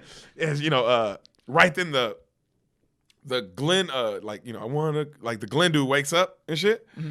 And he goes, what the hell? Hey! And he gets up and goes to fight him, right? And then a server blocks the aisle. He's like, sorry, sir, I have to serve the customers. He's like, get out of the way! And he crosses across the aisle, and Billy Idol has the other cart, right? And he goes, excuse me, sir, I'm serving the passengers. Out of my way, Billy Idol, or you're gonna get hurt. And this big ass, like, biker nigga gets up. No one talks to Billy Idol that way! And he picks the nigga up and throws him in the bathroom. Such a funny, out of the way, Billy Idol. I don't want you to get hurt. Yeah. And then, bro, no one talks to Billy Idol. Also, it's funny because he was like, yo, who's a random ass rock? This is 98, bro. Billy Idol's not the 80s. No. Yeah. So that means he was like, hey, who's the funniest random rock star to get from the 80s? So we can say, you don't talk to Billy Idol that way. Hey, Billy Idol, get out of my way. You're going to get hurt. Yeah. You don't talk to Billy Idol that way. That's so funny. I forget that this is a period piece, too. It's a period piece. Yeah. He's super famous at this moment. At this moment, he's stupid famous. Yeah. So, the big guy throws him in the thing, and everybody like cheers and shit. And then he goes, "Let me put you to bed when you've had too much to drink, because I want to be the man who grows old with you. I want to grow old with you." And everybody starts clapping, and he's right up on her, and she's like, "That was the most beautiful song I've ever heard." And he goes, "Good. I'm glad you liked it because that song was about you." She's like, "Yeah." And he goes, "I have something to tell you. I'm in love with you." And she's like, "I am so in love with you." And then they go to kiss, and then right then Billy Idol's like, "Hey, Robbie, that wasn't a bad song, mate. You mind if I get that down to the record company?" And he goes, "That's awesome, Billy Idol, but do you mind if I kiss her first?" "Oh, yeah, do what you got to do, mate." I love the Billy Idol, The Billy Idol cameo is great. You can tell also is like, he's like, "Oh, we got him here. Let's see if we can let's use him." Yeah, do as much as we can with Billy Idol. Yeah, why not? Yeah. We would, if knowing us how we just that's exactly what we would, if we had if we had like Drake for a day, we're like, "Oh, Drake, we're about to use the fuck out of you." Yeah, we're shooting a bunch of stuff. Just be ready for all the jokes. Yeah. So, they kiss. And cut to, like it fades to them kissing now at the wedding, and everybody's there, and everybody's cheering, so happy for him. I know this much is true. Cut to we see Steve Buscemi as the wedding singer now. This much is true, Robbie and Julia. And it fades out, the wedding singer. Oh, that's funny. Yeah, that's how it ends. Yeah, that's funny. That's super clean, super crisp. Yeah, that's a clean movie. Clean, done. Hour 30. Clean. Super tight. The only dirty joke is the Mile High Club one. Yeah, and the one kid says bitch. Right. Kid says it, so I don't even know how that dirty Yeah, that is. yeah, That kind of weirdly offsets it. But the Mile High Club's the dirtiest joke. It's the dirtiest joke. Mm-hmm. Yeah, that's a nice movie. It's nice. Super nice. Oh man, Yeah. super fun. You own it. It's yours now. Yeah. And dude, yeah, it's a smiley movie. Oh man, at no point do you not feel good or you're not laughing. Right. All the songs are great, and man, I think my favorite song is definitely the one about Linda though. It was all just bullshit. That's a great setup. Oh, the setup. The setup to the joke is amazing. Because it's like one of those it's one of those jokes where you can see the joke coming, and it's the reason why it's so funny. It's because it's exactly what you pictured in your head. Yeah. One of those jokes where there's so weird that some jokes work because they catch you off guard, and some jokes work because they give you exactly what you want. You threw that fastball right down the fucking 100 and miles an hour. I was waiting for it, and I watched it. I watched you hit it out of the park, and I was like, "This is what I wanted." That's exactly what I wanted to see. I wanted to see that pitch, that play. Yep, yeah, exactly. Yeah, yeah. It is. Yeah, it's a good point. Comedy is. It's weird like that. It is weird like that because you always think of the misdirection as the best, and it's like sometimes it's not. Sometimes the best is right down the middle. Sometimes the audience wants to be fooled, but sometimes the audience wants to feel a little smart, like they got there before you. They got there before you. Yep. Yeah. And then sometimes they just want to they just kind of like, hey, let's all be on the same page. Yeah, you're right. And the best comedians can do it all. That's why Dave Chappelle and Bill Burr, you're never, as an audience member, you're never comfortable. You never know what's happening. I always thought that even when I was young, watching the best hour sets had those jokes that caught me off guard. They had the callback, and they had that joke that like I could quote unquote see coming. Yeah. But they gave me what I wanted. Like the one joke in it, like exactly because that joke's straight down the middle, right? That one, and then the one joke we loved, the callback of Homeboy singing. That's a misdirect. Yeah, it's like, oh, where did that come from? Exactly. That was crazy. You know, and yeah, you need both. That's what makes it great. Yeah, I thought I was hoping that they would bring him back. I'm glad they didn't. Yeah, 2 was enough. Yeah, you're right. 2 was enough. Three you could tell, but they could. If they wanted to, the joke would have still been fine. Yeah. But you tell Adam was like, I wonder if they're in the deleted scenes, it's a like they tried it again. Yeah. And then they were like, we don't need it. We don't need it. The movie's funny enough without it. Yeah, I wonder how many bits like. This is what we're missing with the loss of DVDs. What? Oh, preach! I know what you're gonna say. The preach. deleted scenes and the bits that The aren't extra- in the bits that didn't make it in the movie, Preach, and like, brother. yeah, that's what Deleted we're missing. scenes and the bloopers. Yeah, That is, I mean, if we learned anything from the end of Rush Hours, That's- is you keep the bloopers. Yeah, that's what we want to see. That's for all the Amazon executives who listen to this podcast, All of you and Um, Disney Plus. yeah, you should really consider having a extras button. So you have play movie, yada yada yada, rent, info, trivia, or whatever the fuck Amazon has. You should have an extra If commentary and all that stuff. all these movies that we have had to buy on Amazon, Mm-hmm. it makes absolutely bullshit no sense why it does not come with the DVD stuff. Yeah. I just paid $20 or you just paid $9, whatever the fuck for it. Why aren't I getting the things that I would have got with the DVD? Where are those things? Yeah. Just hidden? Are they lost? The skip to certain scenes. Why, bro? Where's all that? Yeah, and now after like if I let's say fucking years from now, whatever, I wanted to show someone one scene from Wedding Singer. It's like, oh dude, the situation you haven't seen it. Oh, look at this scene. I have to go now look for it. Yeah. Whereas in the DVD, I could be like, oh, it's one of somewhere. It's one of the. It's in this frame. All right, it's between these two things, or it's one of the things. So let's click it. I love that, dude. It makes no sense. It makes no sense that when you rent or buy the movie, as long as you have it in your possession on Amazon or whatever the fuck, it doesn't come with that. Why doesn't it come on Netflix? Why the fuck can't I watch all the extra shit from Django? You got it on there. Well, you got the space. You have the bandwidth. Yeah. Well, now they don't want to do it probably because it's like it would be so much work, and it would have to be someone who would like be passionate about doing something like that. Yeah. But when they started, it made no sense why they wouldn't have done that. yeah, it just. Well, you know what's crazy? I never thought of it till this moment, until you were like, I wonder if they used it again. And it's like, damn, we used to be able to see if they did. Oh yeah, we could have seen that. Like, oh wow, they ran that bit way into the ground. Yeah. And they realized, oh, we don't need it that We much. don't need it. Yeah.